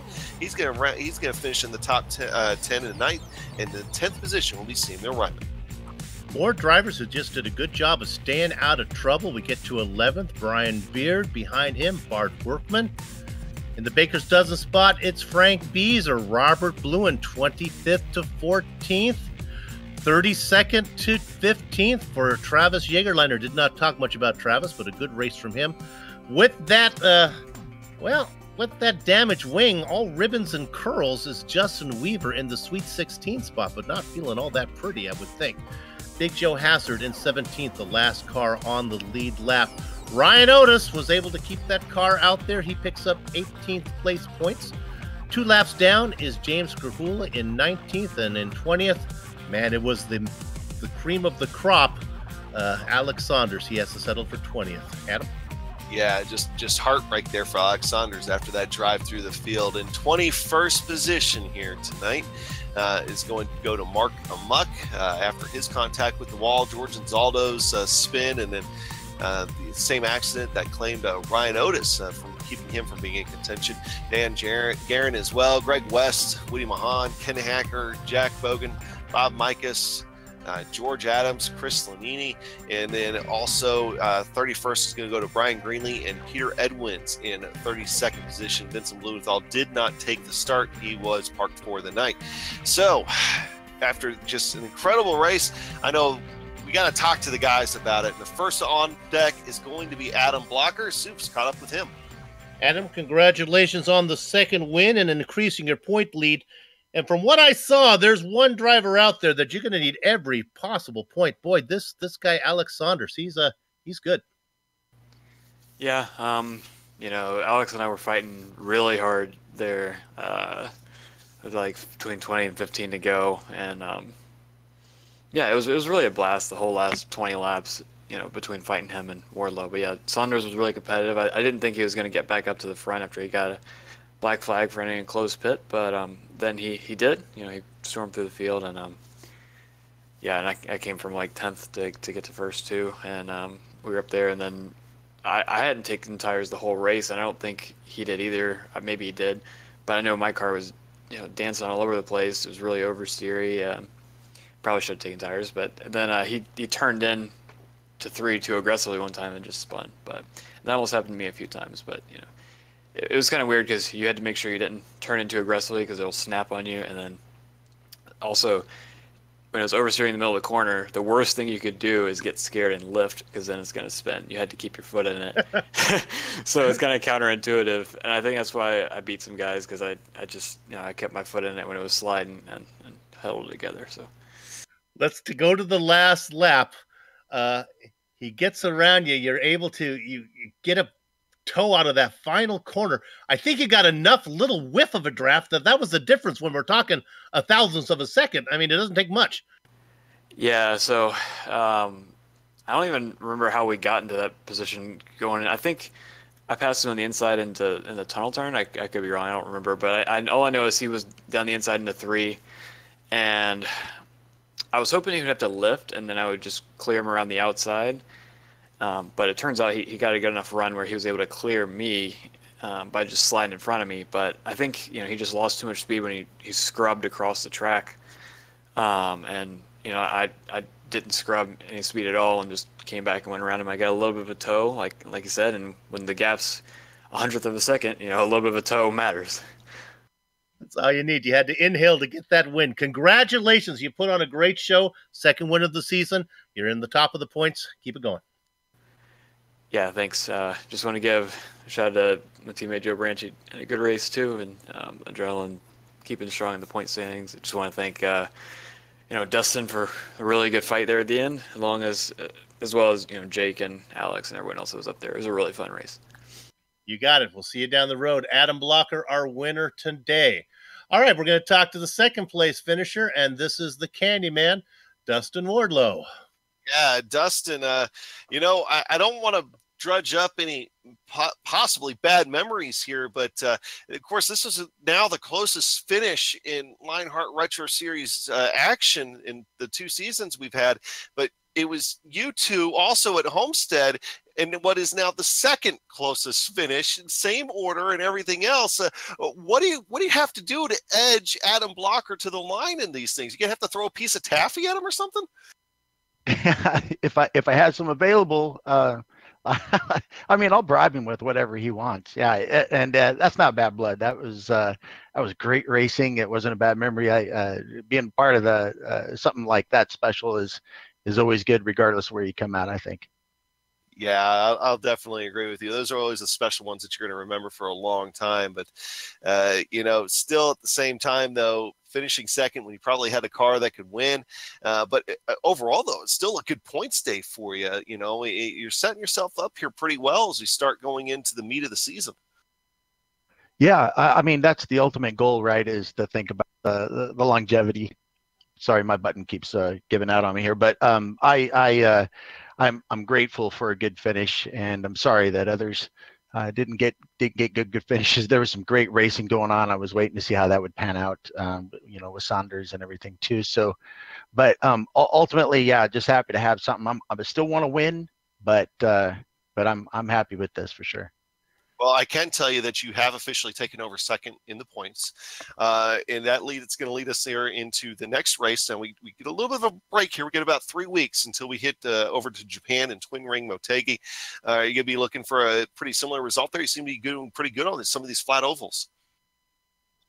Yeah, coming into the league last year, I'd never raced anything open wheel and had very little experience in oval in general. So I'm just happy to be close enough to where a good oval finish, help because I've really fallen behind on the road courses. A lot of quick guys coming in, and I need to shine on the ovals. So fortunately, I've had some good luck here. Not so much on the IndyCar side, but the retro side has been treating me pretty well. So yeah, I'm looking forward to it. All right. Well, hey, Dustin, hopefully we'll be able to talk to you again here in about 3 weeks there in Japan. And until then, have a good night and great race today, man. Hey, thank you very much. I'd also like to thank DoorsCandy.com and my team and George and my other team too, Synergy. All these guys make this a real blessing and a great hobby. So thanks to everybody, and look forward to seeing you guys next time. There's Dustin Wardlow, and next up, I believe Soup is going to catch up with Jake Wright. Hey, Father's Day's coming up too. Dads like candy as well. Dworsk.com. Check it out. There's some good stuff there. Let's talk to Jake Wright. No qualifying attempt. I watched him early on. Jake trying to make your way through the field. You're having a rough time of it, but you're able to do some alternate pit strategy. Got you up front. Yeah, this season's been kind of off for me, but I've started doing some interesting things. Like I've thought not qualifying would be kind of fun to try out. But yeah, it's been a interesting season. Everybody tonight was super quick, and everybody's brought their A game. It was just a very fun race. I'm going to stop worrying about tires because it looks like these old Lotus 79 tires from way back in the 70s. These seems indestructible because do they go off at all? It seems like they don't. I didn't keep my old tires on. I took fresh ones every time I stopped, but from what I heard from other people is they got pretty loose towards the longer you would keep them on, but it seems like that was also quicker. You were making a couple dives there at the end. You were battling for the lead. I thought, did you think you were going to pull it off? I don't know if you ever actually got to the front. Did you get to the lead? I don't think I ever officially did. I might have had a nose out there somewhere, but just for whatever reason, just the draft was pulling me up, but tires weren't able to make it stick, and I didn't want to take anybody out. Okay, I mean, the fans are gonna say it's kind of an insulting question here, but I'm used to seeing you dominate from our time back over in the Lionheart, the IndyCar series. Is it just you're not putting in the practice, or is the car not comfortable? What's making you not what you were over here? I don't think I was ever what I was over here.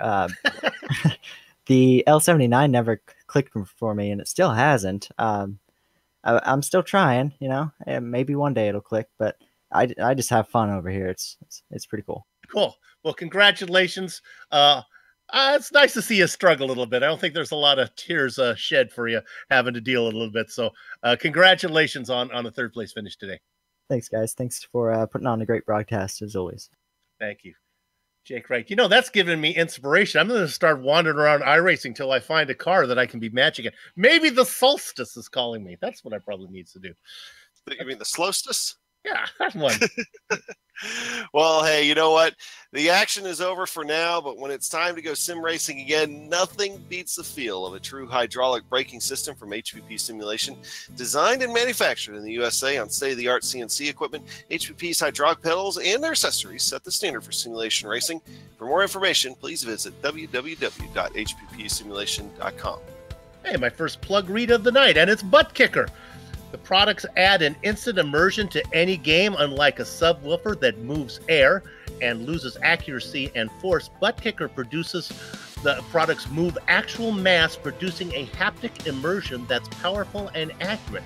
Butt Kicker products add that missing driver-to-car connection, bringing you more realism and immersion to your sessions. See all the family of products at thebuttkicker.com. Use the promo code LION20 to get 20% off your order.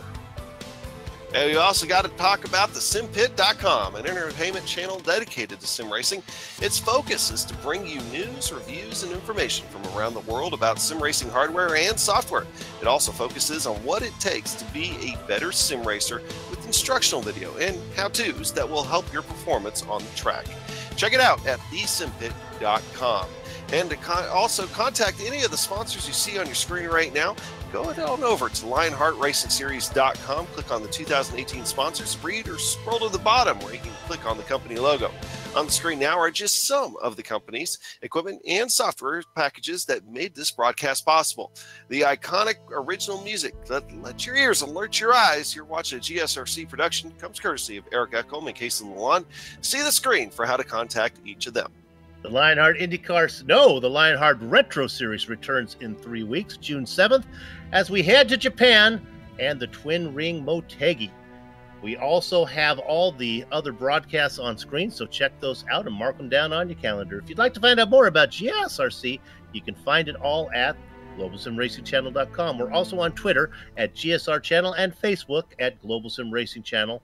We're also on Instagram. I don't know how we're on Instagram or what we do. Do we take pictures of ourselves? Anyway, we're there. We should break the Instagram by taking pictures of ourselves. Whatever we do there, we're there. It's at GSRC_Graham. And while you're here on this page, don't forget to subscribe to the channel. The subscribe button is right there on your YouTube page. You can't do it though if you're on on your phone. You have to do it on a computer. All right, back to you. Yeah, and of course, Soup's been wanting to do his GSRC thing all night too, which is, by the way, Howard Stern Show. That's where he got that from. Of course, we're after midnight on the East Coast. We're heading midnight here on the Central Time Zone, so it's time for me to head to bed. Finally, on behalf of the man whose voice you just heard, Bill Soup Zahn, our director, Amjad Yaman, who's also probably time to go to bed for, and our camera artist, Dougie Beard, I'd like to thank all of you for watching. With that said, we're off to have fun, this time going to bed. So you can go off and storm the castle. Until next time, race clean, race hard, and I'll see you on the track.